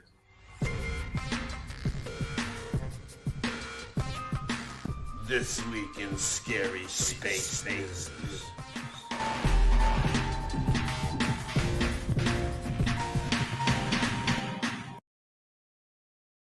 Okay. So, I discussed this when this first came out. I don't remember how long ago this happened, but they were interviewing. What did you call these two? You had names for them. Oh yeah, this is so Sunny or whatever her name is. That's the satanic Halloween witch. Yeah, she's got a name that goes for days, man. Not to body shame, but geez. Yeah, so she's a little bit of an interesting character. And then that guy is what we call the troglodyte thrall. So, So he's basically like a mind control slave of the witch. So here's my issue with this. When this first came out and they're holding a press conference, no one ever said where this guy shows up from. Right. There. Like, what the heck? I'm not trying to sink the punchline. Where did that guy come from? No one ever explained it. He was just there. And did they leave him behind? Because they only rescued the two of them. Yeah, that's another good one. They left him there. Right? They went up. I got to get rid of the commercial. But he was the only guy. They weren't. It's a good commercial, though. That's funny. Is it? I don't know. It just looks like people snoring. Yeah. Pretty good. But yeah, look at that. But nobody explains where he shows up. He's just suddenly there. So does he announce who he is? Like, who is that guy? I think I read it somewhere. Is he? Because if he's like, oh, I'm the first mate or whatever. Like if he's supposed to be there, then it's like, okay, whatever. But I'm under the impression he's like with the news agency. Watch the live pre-departure of the, let's see. Suddenly there's another name, Nick Hague. No, what that's happens? when the Russian ones are. They haven't shown up. I don't know where he is or who he is or where he came from, but he's there. There's like Williams and more Williams. Williams and Will Moore, I think, is the names of these two. Yeah. I have. It was on the thumbnail, I think. Yeah, what's the name's gonna be? Williams is one. What's the other name? Will Moore. Like just okay. We need one more. Okay, Will Moore. Yeah. I think it was what comedian was it? Jim Gaffigan. They were naming the hotel. He's like, what should we call it? Well, I see two trees outside. Double tree. Let's go home. You know what I mean? There you go. That's like gotta be the origin. Yeah, right. So I don't know whatever happened to him or who he is, but he's up there interviewing these two Nudniks that were trapped up there. They'd only been supposed to like a 3-hour tour, like Gilligan's Island. They're supposed to be up there 8 days, and they were up there 9 months. And we get photos like this. Here's another interesting thing. Now they're in space, right? Zero gravity, apparently, is what they say. And she's got her hair tied down for once. And so when you look at this, I looked it up. They supposedly have like Velcro and magnets, which holds all this stuff down. Okay, I'll play along with your all of that stuff. Psychotic thing here, whatever. He's even out if you can see this. He's got his spoon attached to like some kind of contraption to hold it in place, like strapped to his arm or something, his hand. Meanwhile, they're putting stuff on top of the pizza. He's like setting ingredients down on it. Right. There's ingredients they put down on it. What is it? Magnets in there? I mean, what? Velcro? Why is this all flying around? Like they can't keep track of their own lives. My thought was I could totally imagine like logistically. Okay, we're going on an 8-day voyage, so you pack for like worst case scenario 90 days. How are you gonna plan for 9 months worth of supplies to keep people alive? Like what is the regular contingency looking like? Well, we got 1 extra year, like in case you get stuck up there for a year. Like who signs up for that? There's a small possibility that you'll never come back. But in the good old days, they had like goo and paste and stuff like out of Star Trek or whatever. Yeah, you gotta get a These guys are bringing up stuff you bought at Safeway. Hormel pepperoni. He's got that sriracha back here? Yeah, look at all the condiments. The freak, man! What is going on? And I just saw something else. So if there's just the two of them up here, right? Whose hand is this? And who's taking the picture? And who's taking the picture? This must be our interviewer from earlier. Yeah, but he flew up alone in a special ship with Totinos or whatever that is that they're eating. Safeway run. He ran to the store. Yeah, he stopped off at the Astro Safeway. Yeah, can you bring some Hormel pepperoni? Spaceway. Yeah, but they don't explain how this stuff isn't flying in the air. Right. Ubicon says Amazon delivery. He's an Amazon driver. That's funny. I watched all that stuff as a kid, you know, the documentaries about the toothpaste food and how it's like, Yeah. it's not even bad. Like, it's not even, it had different recipes for different stuff, kind of like MRE, but like futures, like space MRE or whatever. And there was all this talk about, well, you right? have to, yeah, you got to have it because in space, normal food doesn't work, you know. It's like there's no, you can't eat regular food in space. And here they are just eating frozen pizzas. They're like, And if they're supposed to be astronauts in prime conditions, so you can, you know, through the vacuums of space and all the stuff your body goes through, like supposedly they couldn't even walk and stuff. This is not a nutritional diet. I'm just saying. It's not deception. It's not deception. It's DiGiorno. Nice. That was a good one. Yeah, I thought of that one while we were sitting here. I like it. If I could find my my drummer, here he is. Not deception, it's DiGiorno. That's a good one. That's a keeper. Make that a shirt. Yeah. Yeah, that's actually a good one. Yeah, if it had this picture with them eating the pizza. Yeah, it's nuts. So they got maybe this could be Catalina salad dressing. This sure looks like sriracha, and this is ketchup. It's Heinz. It's upside down even. They got mustard here. Like, is there any food on this table? It's all just condiments. What's that thing on the far left? Is that a bag of those Hawaiian chips? I'm not sure. It says nuts on. Oh, okay.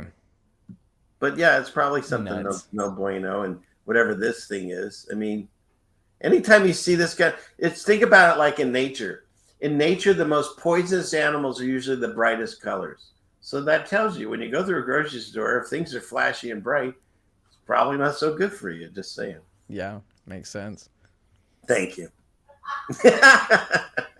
But see, the thing is, my show, there's also this weird goofiness. Nobody really takes me serious about anything. So I appreciate you saying that. Yeah, well, I mean, you know, it's like, it sounds good to me. I got nothing to say. I mean, look, think about it. The first thing that came to my mind was those like Trolley sour bright worms, which I love, by the way. But those are not good for you.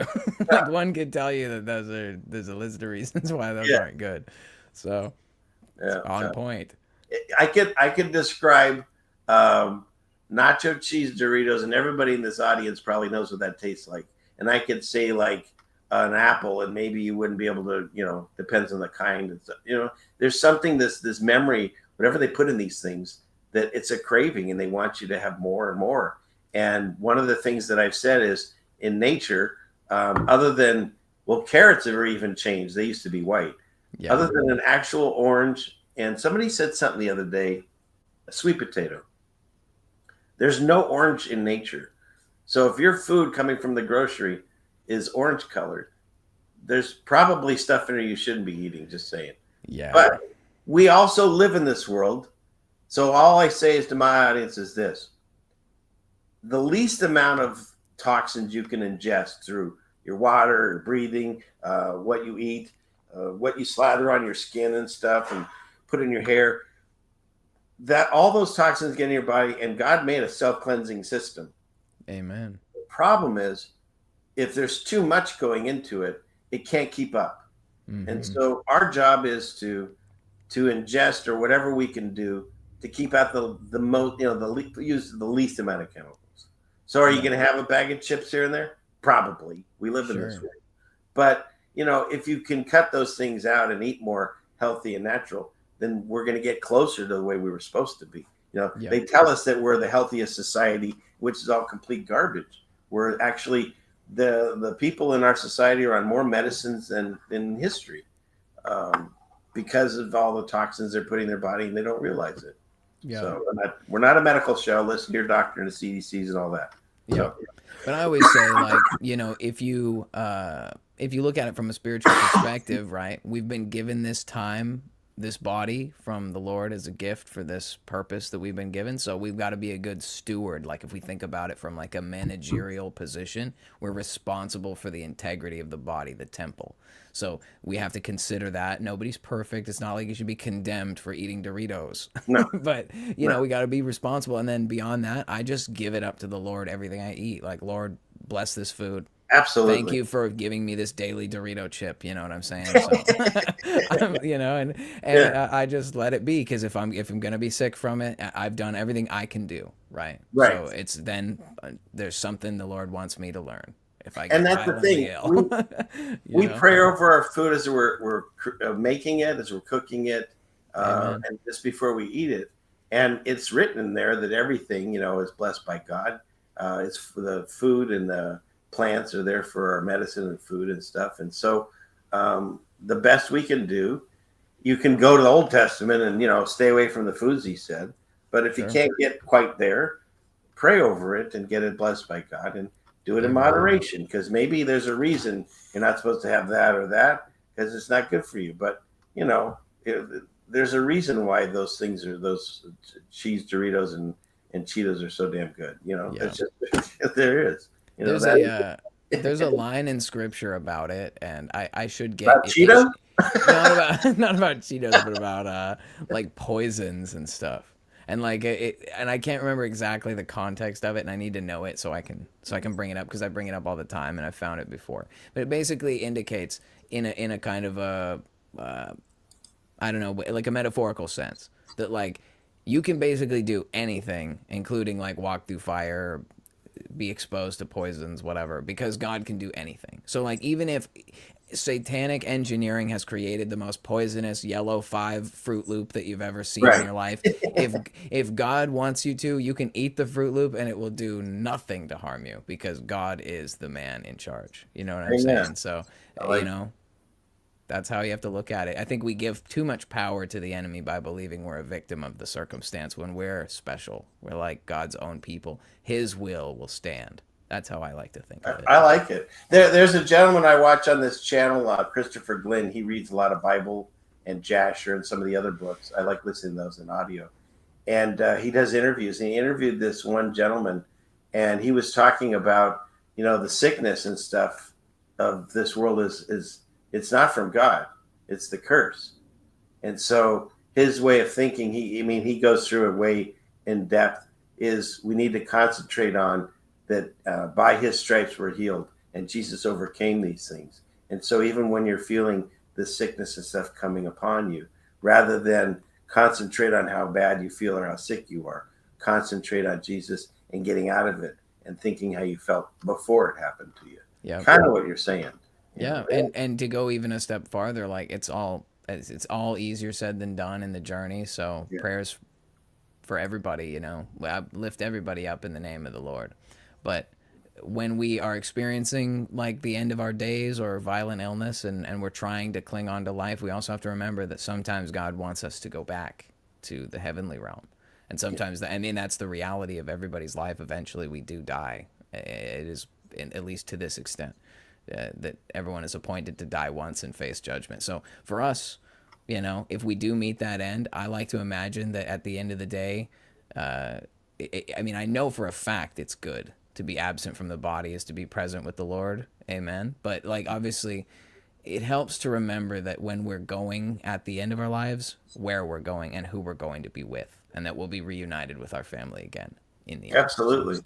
See, that's the other thing that when you make your relationship with God, that main fear that everyone had, from beginning of time, was the fear of death, and not that any of us want to check out. I want to be here and spread as much, the gospel and truth as I'm supposed to until God's ready for me. But I'm not afraid of it. Where am I going to go after here? Mm-hmm. Oh, I get to go there and see what Jesus really looks like. We had a discussion the other night. How cool is that? That's amazing. So if really that fear is gone, we're just supposed to exist here, and whatever happens to us in the end, we know God's in charge of it all, and he hasn't ever left our side, even when I didn't know him, because I didn't meet him until less than 10 years ago. And but he's always been there. When I look back and think all the things that happened to me that I checked off the luck or good fortune. I used to say this on my walkabouts that I would do.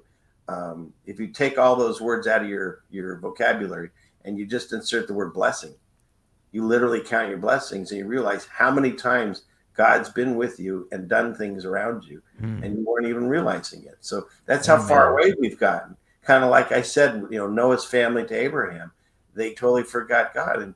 And here we are, we're back into this scene again where no one teaches about this. I mean, I didn't. If I had it to do over and I had young kids again, I would definitely go over this stuff with them. Yeah. But I wasn't doing it then because they kind of broke up the family home around, say, my generation. And then we didn't grow up really religious. And so then I didn't teach my kids. And then, it just a few generations and it's gone completely. Well, and you can see it's like such an outlandish attack on the scripture and on the identity of Christ. And even to the point where it's like, I just heard a really big mega church pastor guy who was even like with Trump at the whole transition to greatness event thing. And he has admitted the golden age. Yeah, right. And, just another big name pastor being revealed to be a predator and a villain. And there's this concerted effort to do that, right? Because then when you claim Christ, people think that is what the group is about. You know what I mean? It's these false representations, these fifth columns or false flags or whatever you want to call it. It's these wolves in sheep's clothing, parading around as these big spiritual leaders and followers of Christ, and then they prey on the vulnerable people that come into those folds. It's just tragic. First they pray, then they pray. Right? Yeah, it's just awful, man. And that's, I think, just another great indicator. I know we haven't touched on it a lot, but I'm one of the people who believes that the words of Christ are true, and that when he told the people that he was with that he would come back in their life, that he meant that, and that I take as the truth. And so I believe that there has been a time of Christ's reign on the earth, and that we're past that and living in this biblical little season of Satan, so to speak. And I think that just gives more credence to that idea when you look at how usurped absolutely everything is. There's nothing sacred anymore. Like everything is corrupt, everything is wicked, and it's not to say that there aren't pockets of beautiful things. You can go into the nature and experience the Lord's creation, and we can make great relationships with one another and have amazing fellowship times like what we're having here tonight. Like there is good because God is good and God is real and God is still here.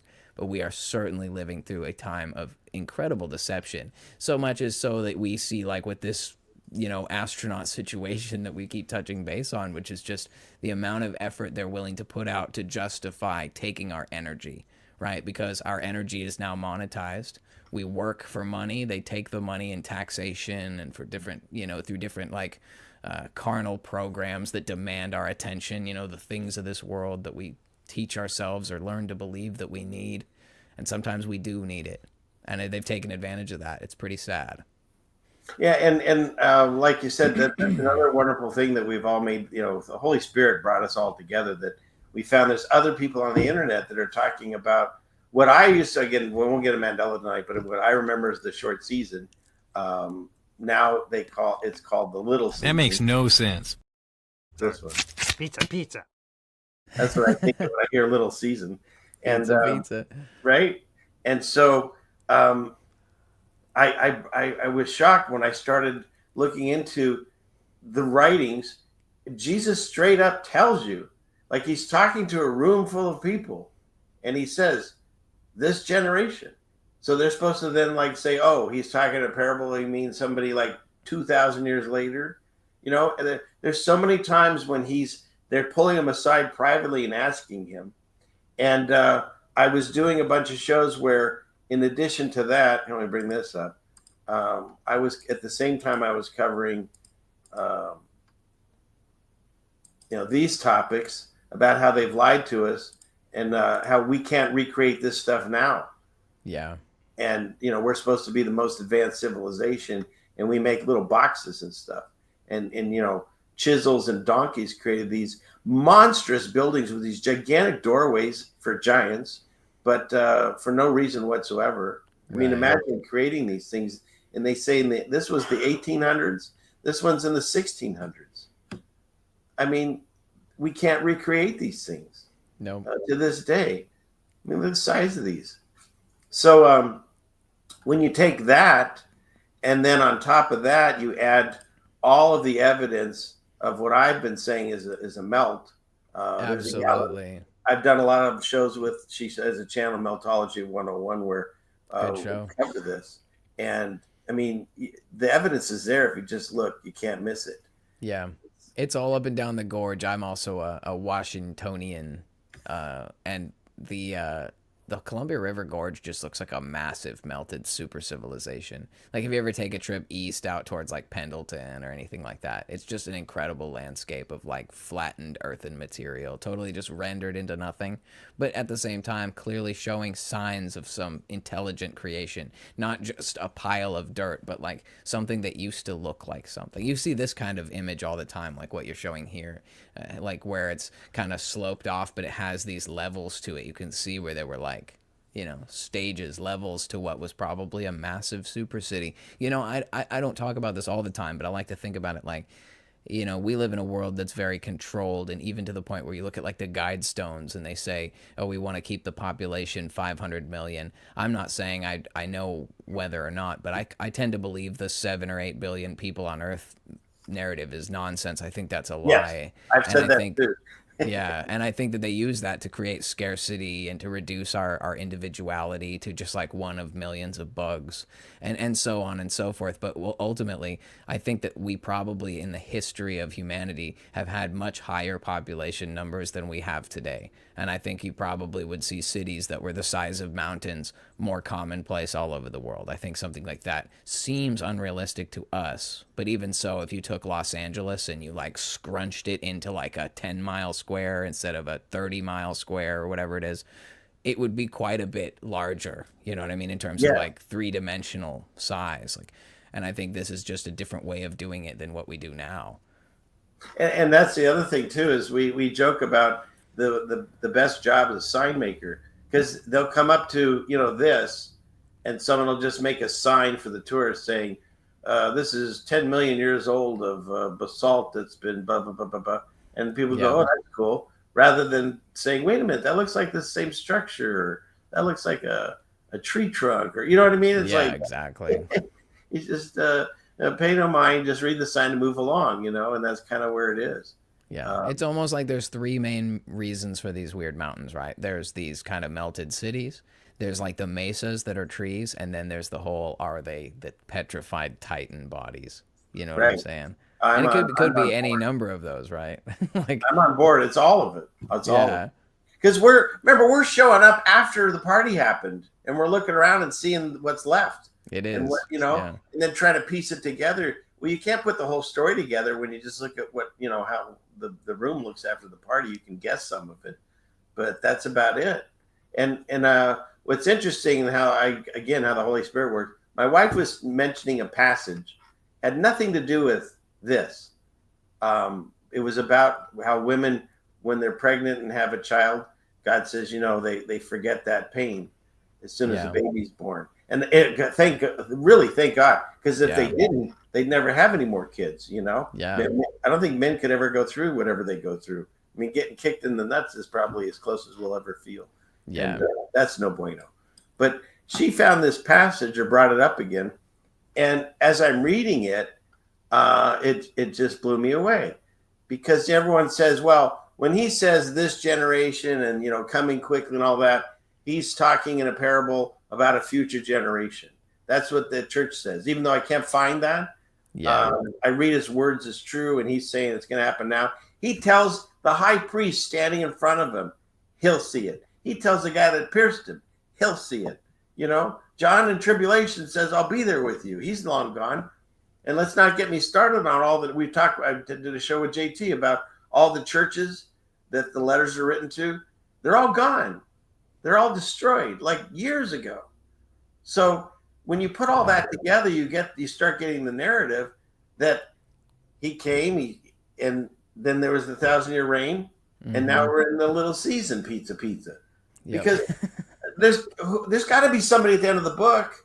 Like we're taught we have to be the guys that are in the beginning of Revelation. Well, who's left over that gets deceived in the very end? Why can't we be those? Who are those people? Why can't we be those people? Right on. And so when you put it all together, and then this is how the Bible just like comes back to you. Right here, he says this: that Jesus is talking to them, And he says, a little while, and ye shall not see me. And again, a little while, and ye shall see me, because I go to the Father. Mm-hmm. Now, we're supposed to believe that when he says a little while, you won't see me, which happened right away. I don't know how long it was, but it wasn't very long before him telling this and then him leaving, right? Right, yeah. And then he says, and then you shall see me in a little while. So I'm supposed to take the first one literally and the second one figuratively? It's the same sentence. Yeah. And then they even question him. The disciples say amongst us, what is this that he say to us? A little while you shall not see me. And again, a little while you shall see me. And because I go to the Father. So they ask him. And so he says, he knew what they were wanting to ask. And he says, do you inquire amongst yourselves that I said, a little while you shall not see me, and again, a little while you shall see me? And this is when he tells you, you really need to listen to this. When he says, verily, twice, verily, verily, I say unto you, that ye shall weep and lament, but the world shall rejoice, and ye shall be sorrowful, but your sorrow shall be turned to joy. And this is where we were discussing that a woman, when she is in travail, hath sorrow, because her hour is come. But as soon as she's delivered the child, she remembereth no more the anguish, for the joy of man is born into the world. Amen. Now, therefore, you have sorrow, but I will see you again, and your heart shall rejoice, and your joy no man shall taketh from you. So if he doesn't come back in their time, this passage doesn't work either, because he says he'll see you, right? And then, unless it means after you're dead, but it gets even more discernible here. Look at this. And in that day you shall ask me nothing. Once again, verily, verily, I say unto you, whatsoever ye ask, shall ask the Father in my name, he will give it to you. Hitherto have ye asked nothing in my name. Ask and ye shall receive, that your joy may be filled. And he says, these things I have spoken to you in Proverbs, but the time cometh when I shall no more speak to you in Proverbs, but I shall show you plainly of the Father. And that day you shall ask in my name, and I say not unto you that I will pray for the Father for you. And then he keeps on going, and he says, the disciples say to him, now he just got done saying, that stuff I said in Proverbs, I'm not going to talk that way. And so they say unto him, now speakest thou plainly, and speakest no proverb. Now are we sure that thou knowest all things, and needest not that any man should ask thee? By this we believe that thou camest forth from God. And Jesus answered him, do ye now believe? Behold, now remember they said, don't speak in a proverb. The hour cometh, yea, is now come, that ye shall be scattered, every man to his own, and shall leave me alone. And yet I am not alone, because the Father is with me. These things I have spoken unto you, that you might have peace. In the world ye shall have tribulation, but out of good cheer I have overcome the world. So again, this whole thing at the end here, he's talking to his disciples who specifically asked him, don't tell us in parables. Tell me straight up. I want to know. And he's telling them. What do you think? I think that that's awesome, because it adds to what I've already considered to be enough evidence anyway, which is that, he's speaking to the same group of people. We have to remember, and this is a term we use a lot, is audience relevancy, like remembering that Jesus is speaking to people, and this is a book telling you a story about an event that happened in the past. And the guy is quoted to saying to his people, his own guys there at that time, he says, this generation shall not come to pass before they see the coming of the Son of Man in his kingdom. And so it's not like he knows that someone is writing down what he's saying. I mean, perhaps he does know that, but he's not dictating it as though he's like, okay, write this down. Yeah. You guys, in the future, when you hear about this story, blah, blah, blah, in no way does it say that. You're just getting a chance to peek as a fly on the wall into history, because these guys wrote down something that happened a long time ago, and what he said to them. No different than if I say something to you guys today, I'm saying it to you right now. I'm not speaking to a future generation of people. If I say, I'll see you guys next week or whatever, I will be here next week. I won't be here in 2,000 years next week.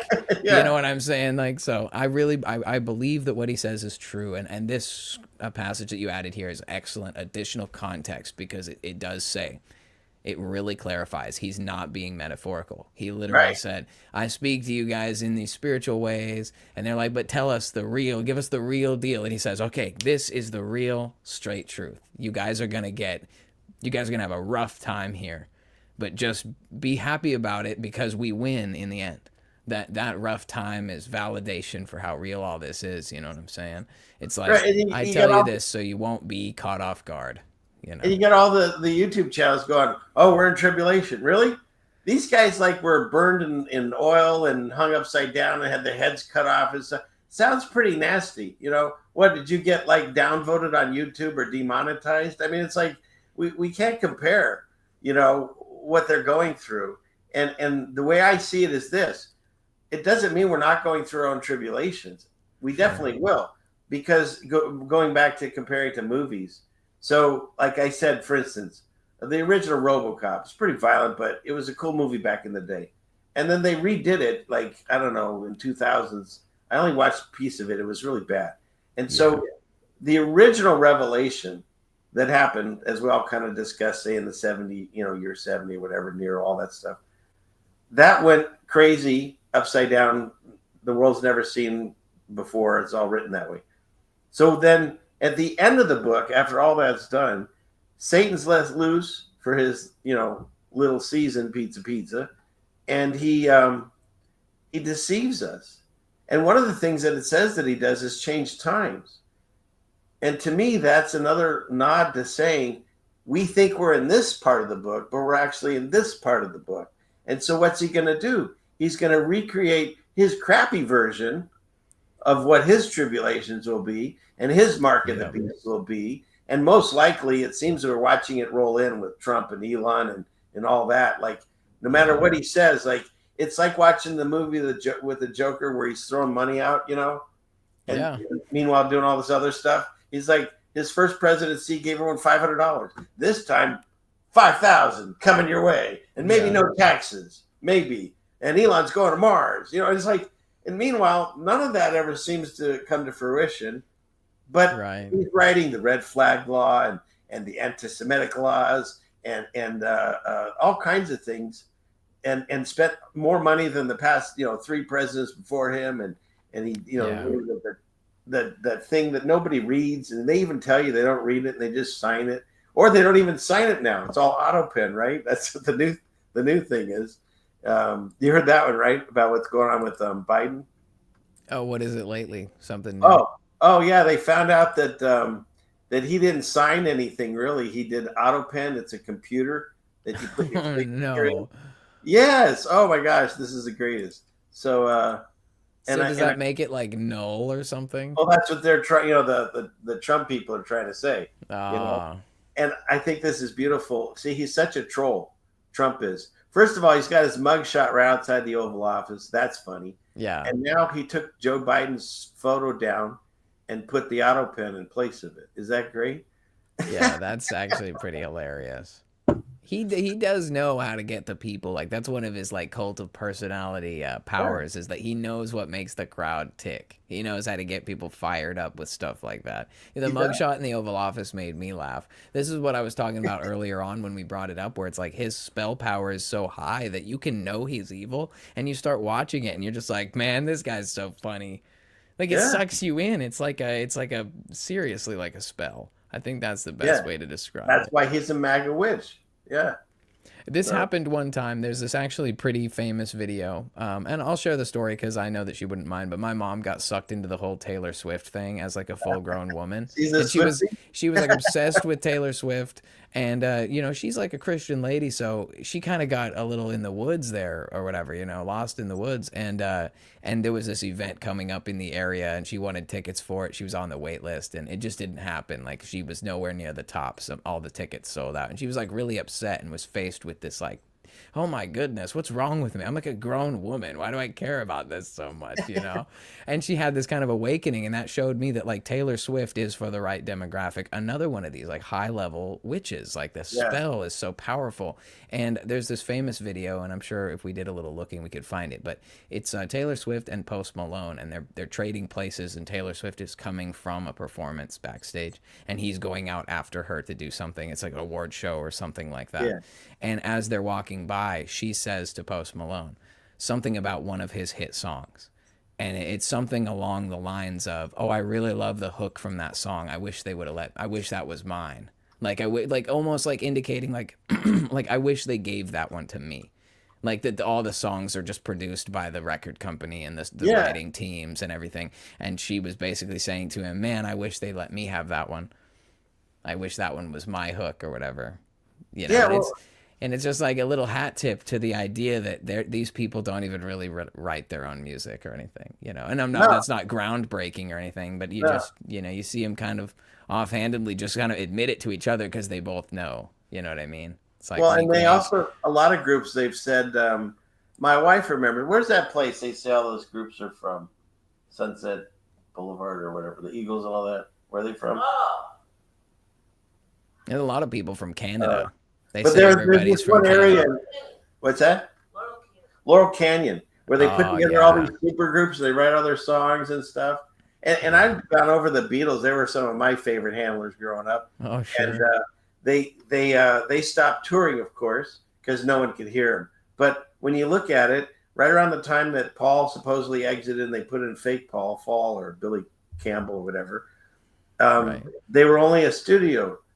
And they said, supposedly, it goes, he wasn't left-handed, and so they couldn't play him out there until he learned to then, you know, like by I heard about that. Yeah, you know, and so, but I got to me thinking, when you're listening to an album, you actually have no idea who's singing it, who's playing the music, and who wrote it. Right. You know, it's like it's all out the window now. And when you find out these super groups, like originally and that's in Mandela, it's no longer the Eagles, it's just Eagles. They lost their the. But in any case, they were put together supposedly by Linda Ronstadt as her backup band. And she's like, you guys are great. You should go on your, like, such a bullshit story. Yeah, there's always something about it. There was a contest to design the building. Yeah. You know, there's always some kind of weird, outlandish story for how. Oh my God.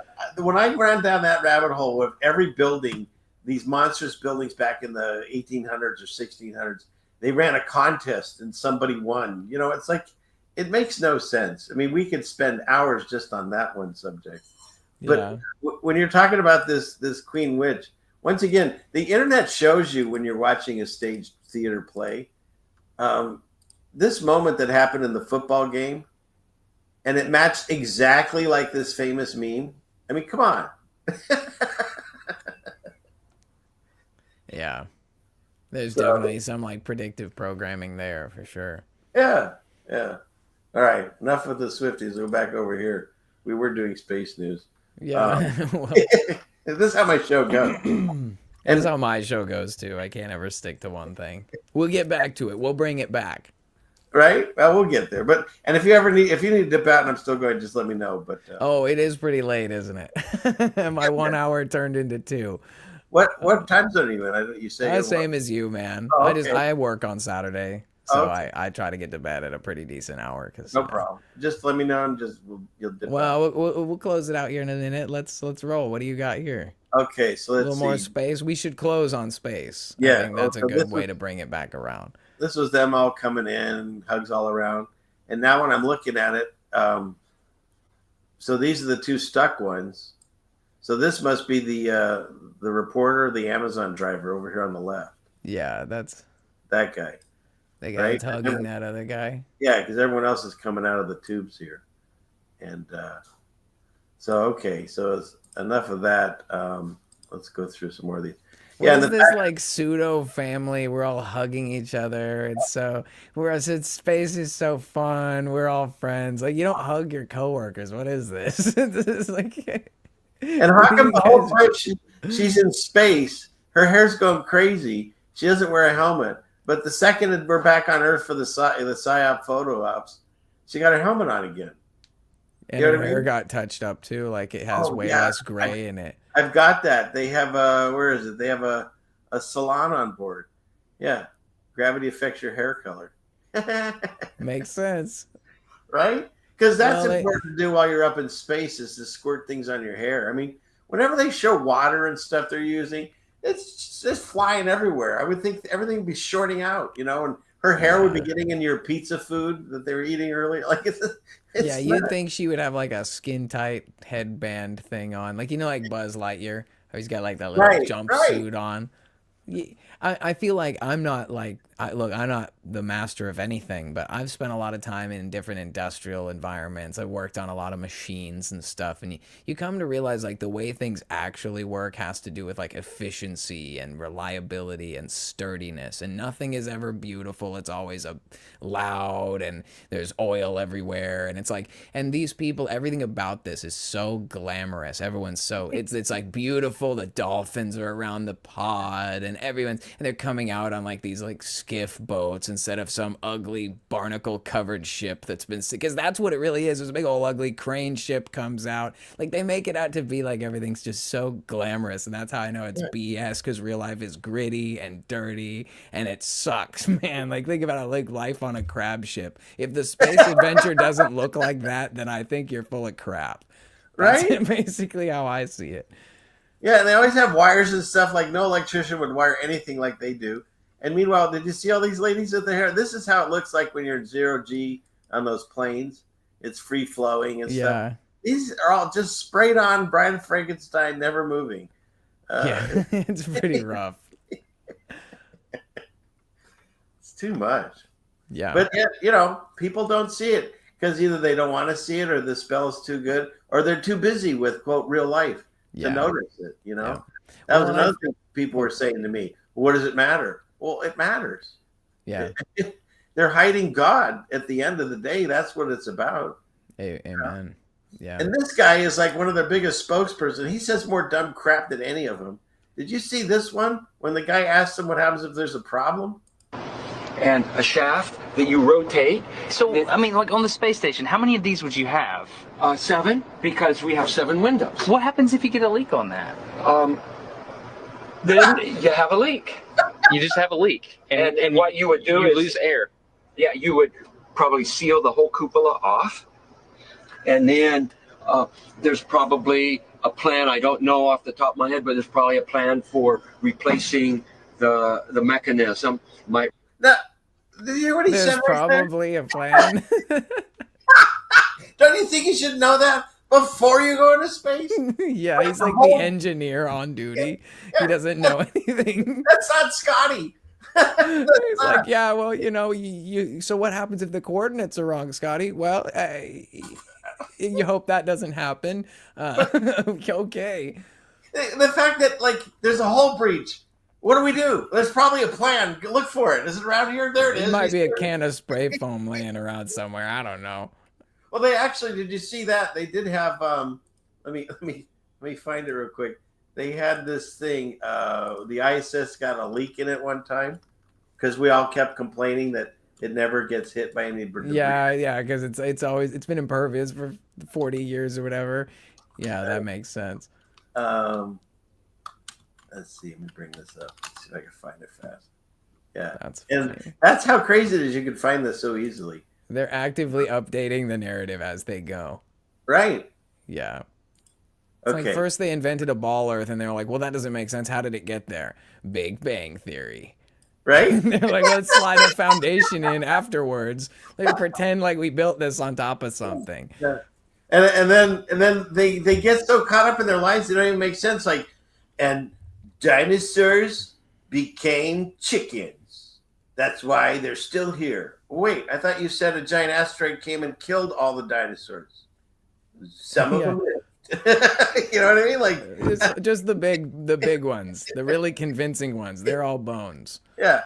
And then that was another one that freaked me out when I first found that out. You go to any museum, I don't care where it is in the world, they tell you straight up, those aren't dinosaur bones. They're plaster cast, made up, 3-dimensional printed garbage. There's some real bones. They're in the Smithsonian in a drawer locked away. Wait a minute. Well, why? And this one, Lucy, she's the missing link. Oh wait, didn't this have like a dog or a monkey bone in it? Yeah, but we still call her that in the school books. You know what I mean? It's just like they just whitewash the whole thing, and people just again are too busy to see it. Yeah. But where's this thing? Look at. So on the left, in 2006, astronaut. This is a guy that likes to sing with a guitar. Chris Hadfield tweeted this picture to show what debris can do to a spacecraft, but it's the exact same cover of this Christian rock group called Commodity, called Remedy Drive. It's the identical photo, and this came out. Where is it? Let's see. Yeah, in 2014, the album came out, and in 2018, he tweeted this picture. Oh, I see. See, they flipped the narrative on this. I've done shows on this where the first picture was the album cover. See, AI, I think, changes everything now. Well, yeah, it's that Mandela effect too, because that totally happens with like almost anything that you do. It's like the reason why. Okay, so let me tell you a little bit of a wild story here. Okay, now, I'm not saying this. I guess I'll end on this. I guess for myself anyway. So just a couple of weeks ago, my old man and my brother were hanging out, and they heard what sounded like. I mean, I'm just gonna say it. They said it sounded like a dog man outside running around in the woods. And I wasn't there for this. I don't know anything about it other than their testimony. But neither of them would lie about something like this because they're like, "What the heck?" They heard what sounded like, they were like, "It's probably a coyote," but they said it sounded like it was really too big to be a coyote, and it was covering ground really fast, and it sounded like the vocalization was coming from too high off the ground to be a dog. I don't know. Okay. The long story short is Dog Man. Okay, it's just Dog Man, is that a thing? Like, yeah, apparently it's really popular right along with like Bigfoot and stuff. People claim to have seen a dog man or like a Sasquatch, either one, depending on what kind of location and timeline. But the point is, I started looking into this Dogman thing, and apparently there's been movies that just came out called Dogman. There's a movie that just came out this year called Dogman. That's like a CGI, like a Pixar movie or something. And what I've decided is what's probably going on here is not that there was a real Dogman, maybe there was, but people have started to talk more about the sightings of this Dogman. And so I think they're just inundating the internet with stuff to plug the search engine. Like they do that with stuff, right? They're like, they'll come out with a movie called whatever the conspiracy is right at the time that the conspiracy is kind of like reaching its paramount. So that way when people are like, wait, what about these dogmen? I want to learn about this. What is this? What's the difference between a dogman and a werewolf? Like, what's going on here? You type dogman and you just get some like crap about the new upcoming film for family movie or whatever, and it's just a way they clog the search engine. It's just interesting. And they do that with all this kind of space stuff too. That's like what would happen in this instance. Like there may have very well been an accurate depiction of like when they used this album cover art, and it was the same from some stock depository. And then what happened was that meme was going around, so they just made an altered version of the meme and started proliferating that instead. Like that happens all the time. I've seen it happen. Yeah, I think that's 100% because I've done shows with other people on that, and it was flip-flopped the dates. But I've seen things change in real time. I mean, for instance, if you were to say right now, I don't know if you know the story of what is it, Paul Revere. Like he's got a whole poem and stuff, Midnight Ride and all that, and he one up by land, two up by sea, and the British are coming. That's all changed. And I'm not saying Mandela effect even, it is, but they're teaching in history books now that Paul Revere got captured. He gave up post to the enemy. They kept his horse, and he ended up walking into town after it was over. But yet we still talk about him like, he's the guy that did it. And so they're rewriting history in front of our eyes. Yeah. And AI is really easy. Everything, all information comes on these screens now. So it's so easy to change it. Any of it. Nothing in stone anymore. Right? No, right? Back to the days of Moses. Yeah. Okay. So just a few more. You let me know when you're done. But there's this one where they showed there was a fly off the ISS. You see it? Going down there. And then there's another, it comes back. There's another one up here. See? Oh, yeah. I've seen it where there's like a rat on the jet engine and stuff too. Like Yeah, running that was on a SpaceX rocket. There was Yeah. a mouse running around. Yeah. Yep, them space rats, you know. I thought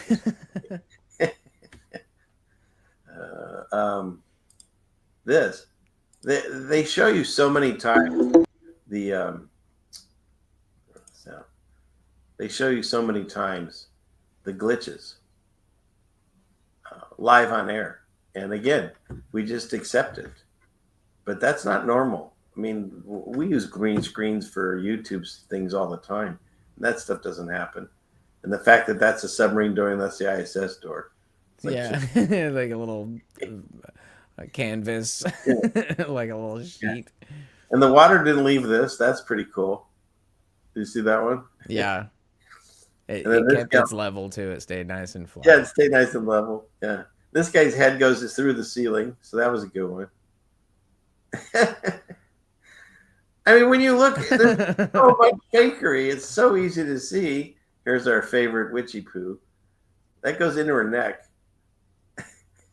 Oh, that's like an older video of her, isn't it? Yeah. This is the same cast of people have been playing this role for many years. Yeah. I guess that's how they build their credibility. They do this all the time. They like when it comes to politics, right? They'll have all these established actors come out and say, you have to vote this way. You have to think this way about X news event, you know? And that's, I guess, they're pulling their card. Like, your credibility's due. Let's go ahead and use it to push an agenda on people. That's wild, man. What kind of magic is that? Yeah, that's pretty good. I'd like to learn how to do that. Yeah, right? Oh, this is the most famous one. This is this Chris Hadfield guy that's always singing. This guy goes to put a microphone, and I think he killed him that day. It was right through his head and his neck. Oh, no. Microphone goes right through his head. Oh, no. Somebody call the paramedics. So, yeah. There's a lot to it, you know. The budget goes up over the years, you know. Like, this guy just appeared. That's like Star Trek. He teleported in. Beam me up. Beam me up. There's another famous one. You can still find it. It's a European one. And she's talking to kids. And she's like, let me get the help of an assistant. And you hear this noise like Star Trek. And she reaches up and a stuffed animal just appears in the air. And she starts talking with it. Man. Yeah, I was going to say, it's hard to chase this down, right? Because they're always updating the deception. It's always learning. Every time somebody comes out with a really good argument against them, they do stuff like they pretend the ISS got hit and has a bullet hole in it now. Right. Or whatever it is, you know what I mean? Up there, you know? They're constantly playing cover for all of it. But it's like the spell is the spell. I remember a time in my life where I used to believe in space. I was always into like Star Wars and stuff. I always thought that space stuff was cool. And I don't remember the day or the moment that I saw through it. But once the spell had broken, I could see how dumb all this stuff was and how unrealistic it was. And what I've learned over the years is that the quality has improved a little bit because people are more skeptical. But that doesn't necessarily make it real at all. Like this example here. And they always have to throw in birds. Well, yeah, it's a real video. Yeah, like they had dolphins. Now they have, they always have birds to make sure it's real. And what creates the thrust to make this thing go back and forth as it's falling from the, however many hundreds of thousands of feet or whatever, and it gets caught in the chopsticks and everyone claps. I've even argued sometimes that the deception has gone far enough and we're like late enough in stage with how many people know the truth or at least are willing to ask the right questions that they've gone so far that I'm not even going to argue that this isn't a real event taking place. I think it's even possible, but I think that the technology involved in what makes this thing work is so much more advanced than some stupid thruster blowing burnt accelerant. Oh yeah, it's just like what you would imagine. It's just thrusters. Like I don't believe any of that. I think that if there's such a thing as like electromagnetic, levitation systems and stuff, they're doing it and they're just making it look like a rocket because that's the lie they've been selling for so long. Yeah, you can do it with a rocket. See? Yeah, it's probably never been a rocket at all. No, and then they throw these stories and make it. Oh, we're going to Mars soon. We're going to send a Tesla robot. Okay, cool. You know what I mean? And then. That's they keep selling. I'm telling you that there's a show when I was a kid called The Thunderbirds, and the rockets look the same as the ones coming down from the Elon Musk stuff. And then, of course, they troll us all the time. Elon Musk writes, "The world is flat and I can't get past the firmament. Anyone to buy SpaceX?"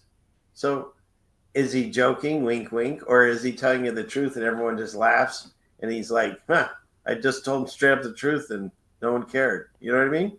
Yeah. It's like a litmus test to see where we're at, how far down we've fallen as to the lies, you know? Yeah.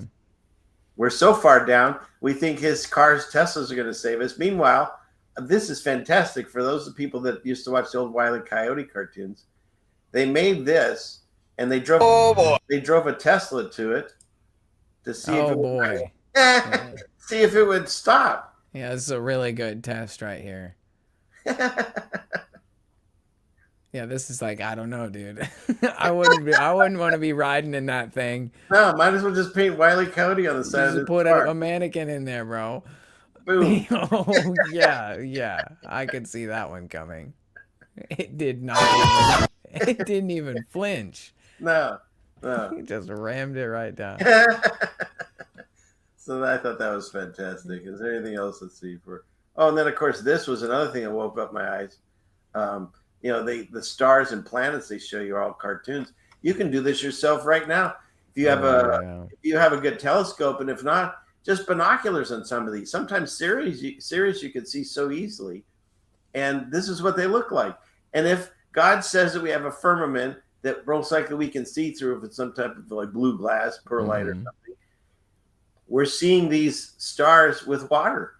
Yeah. Just like you see, you know, in this water in the pool or whatever this is. Yeah. Because he creates the firmament to separate the waters above from the waters below. So there is water, right? Yeah.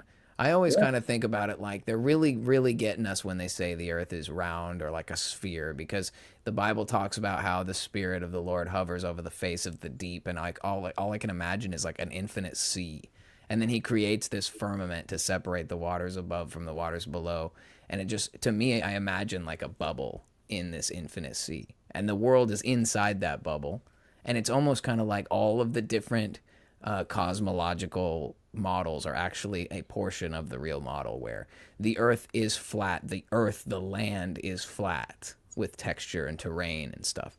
And then the realm itself is technically a sphere, but it's technically hollow. So it's like hollow earth, flat earth, and a sphere all at the same time. And of course, I couldn't exactly prove anything or demonstrate a proper model. But to me, I imagine, like, you know, if you blow a bubble, it's round like that.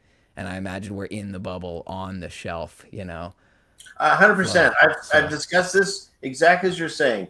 You have waters above and waters below. So the firmament has to go all the way around. There's your quote ball. Absolutely. Within that, there's the living space that we find ourselves on. Now, God says it's a circle, but more than that, he doesn't describe. But it says that there's shale, there's a depth to it. Yep. So there's your hollow earth. And then there's, you know, versus the heavens above it. And so we live on that, whatever that shape is, the flat living space that's left over. Don't forget, because we don't actually know where ground level is anymore. Yeah. Because first thing you do is you have the flood. The waters receded, but they didn't all go away. Those are the oceans. It's all just one ocean. We just call it multiple oceans, but it's all one. And so the land that we live on is what was left after that. And then, of course, after Revelation, like I believe, we were seeing the version of that land after it's been, you know, fried or whatever happened during those tribulation times. And so that's what we're living on. Provably so. They just came out again with all kinds of stuff beneath the pyramids, which, you know, we've all been saying for years. Sure. Now they're coming out. Because why?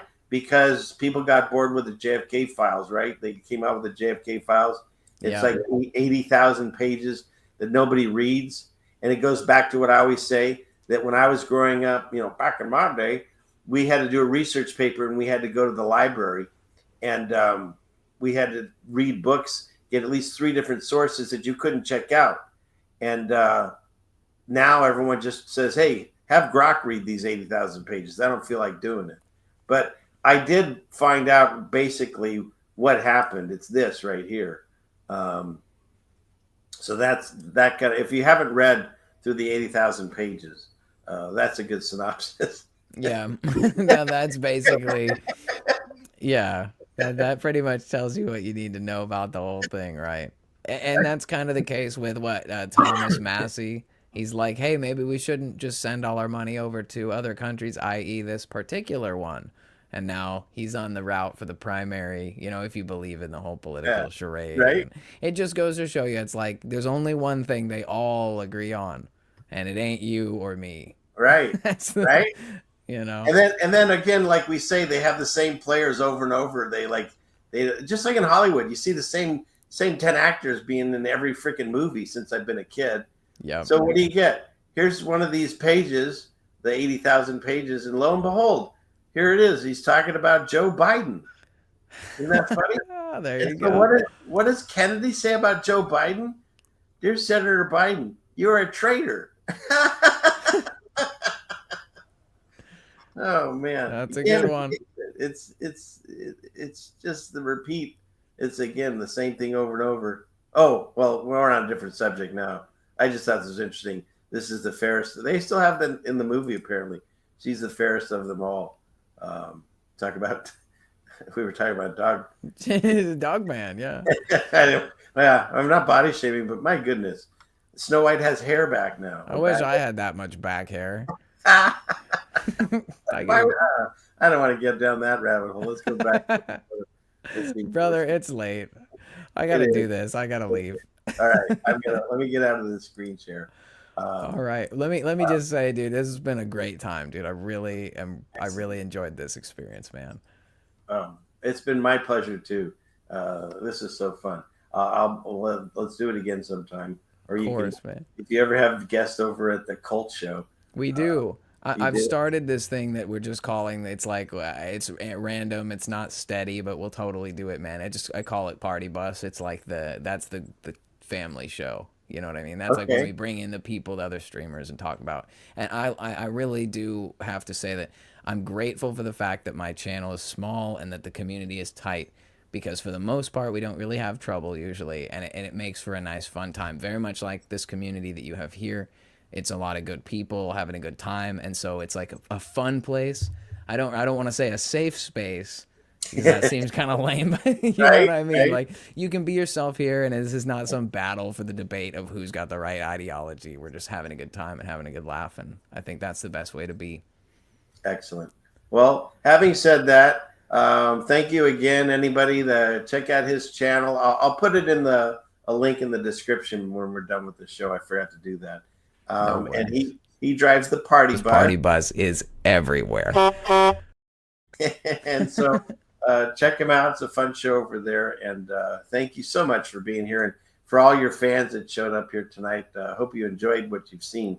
I'll probably stay a little bit longer, but thank you all for coming here, and come back again, y'all. You hear, and like, share, and subscribe. So. Yep. Y'all better sub to Ceiling Fan Man. Hit that like button, show some love. Thanks for being here, everybody. Thanks for having me, my friend. Y'all have a fantastic night. I'll catch you later, brother. All right. Thank you. Take it easy. And then there was one. So there we go. That was fun. Hope you all enjoyed that. I did. I've got 1,000 tabs here still, though. What are we going to do? There's 200 people here. We can keep going if you're all okay with that. I got a little bit more in me. So let's see. How do we do this? Clickety click. It was fun, though, everyone, right? Yeah. Let's see. Let's finish up with, let's see. Where are we? So we covered this. I think we got everything he had. He might have more stupid things to say. What is this? Let's see. It requires spacewalk. So my question is, how can you operate a lid on the outside of the space station by manipulating something mechanical on the inside of the space station without losing air pressure? It's called real good engineering. Yeah, forget about physics and science. It's just good engineering. What the mission goals are for your time on orbit, and what responsibilities and jobs are going to be yours when you're up there. Well, I'm one of the science guys, and I'm one of the repair guys. Wait a minute. He just said he doesn't know what the plan is. That's no bueno. And fortunately, there's lots of science and lots of repair to do on station, so that will certainly keep us all busy. I bet, especially if you don't know what's happening. So, all right. He's got lots of fun things to say. And we don't have to go through this whole video. I think we've covered a lot of that one. I thought this was interesting too, because I talked with Jen about this. When it's a theory, they say theory, but then when it's for kids, they say fact. Fun facts for kids. And so one of these fun facts was, where is it? There's no air in space, which means there's no sound. And yet,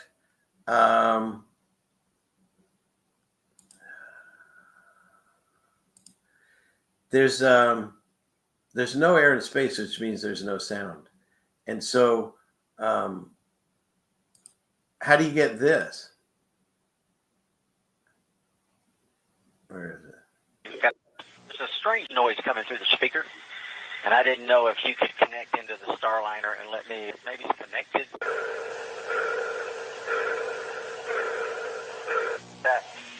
All right. So we had that, and then of course we also had the Parker Space Probe went by the sun, and we played that I think last week with all the crazy noises. So they can't even keep their fun facts straight. Alien had it right. In space, no one can hear you scream, but in NASA you can hear everything. So let's see. Let me get through some of these. This is very true. When you start talking like we do on these channels, you end up basically just surrounded by your pets. There's that. And we'll cover that another time. Thought this was funny. There's a lot of people that fight over planes and the lies of jet fuel, because they definitely fly on some thermodynamics, something in the air ether that we don't understand, because they're not putting tons of fuel in there like they say, because they say they put it in the wings. So when this plane just caught on fire, because they're all crashing and catching on fire, why would you put everyone on the giant gas tank, right? So there's that. All right, what are we doing? We can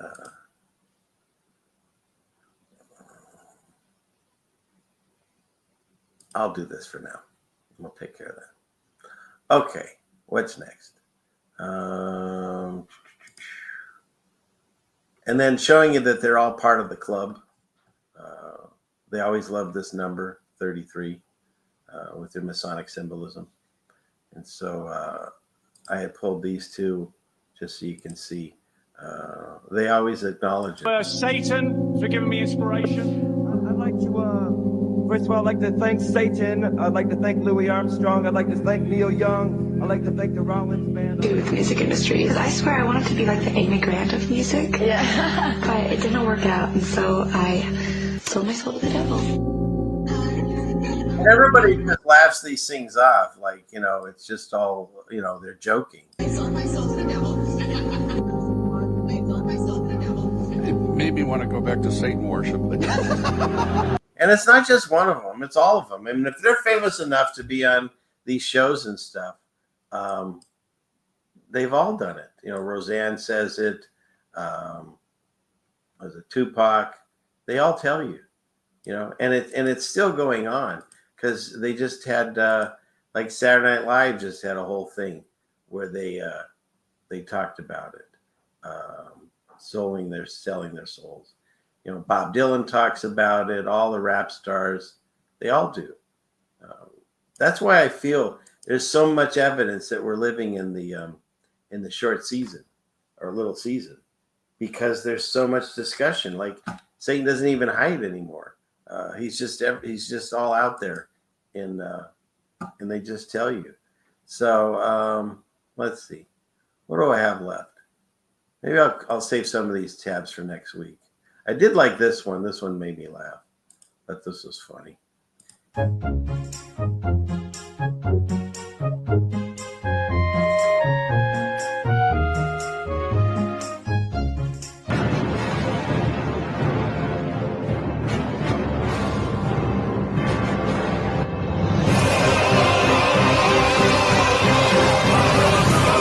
All right, that's enough of that. Okay, let's see. Do I have anything else that's worthwhile looking at? I think I covered most all this. We'll finish the rest of this maybe next week or so. Because this was fun, though. This was a nice little birthday get-together with you all and having Connor on Cult-a-Con. What a fun guest. So looking forward to more conversations there. So having said that, let me just, I guess we'll start wrapping this one up and thanking everyone for being here. It's truly been a blessing having all the new people in the chat and seeing all the love. It's just wonderful, and the support, and I thank you all.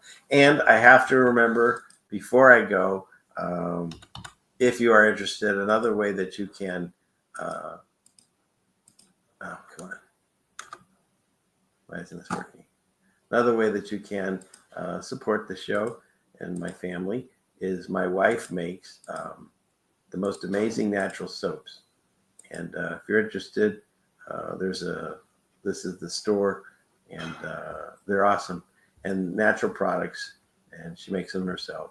And so it's another way to have less, poisons going into your system. So, I want to make sure I got that out there.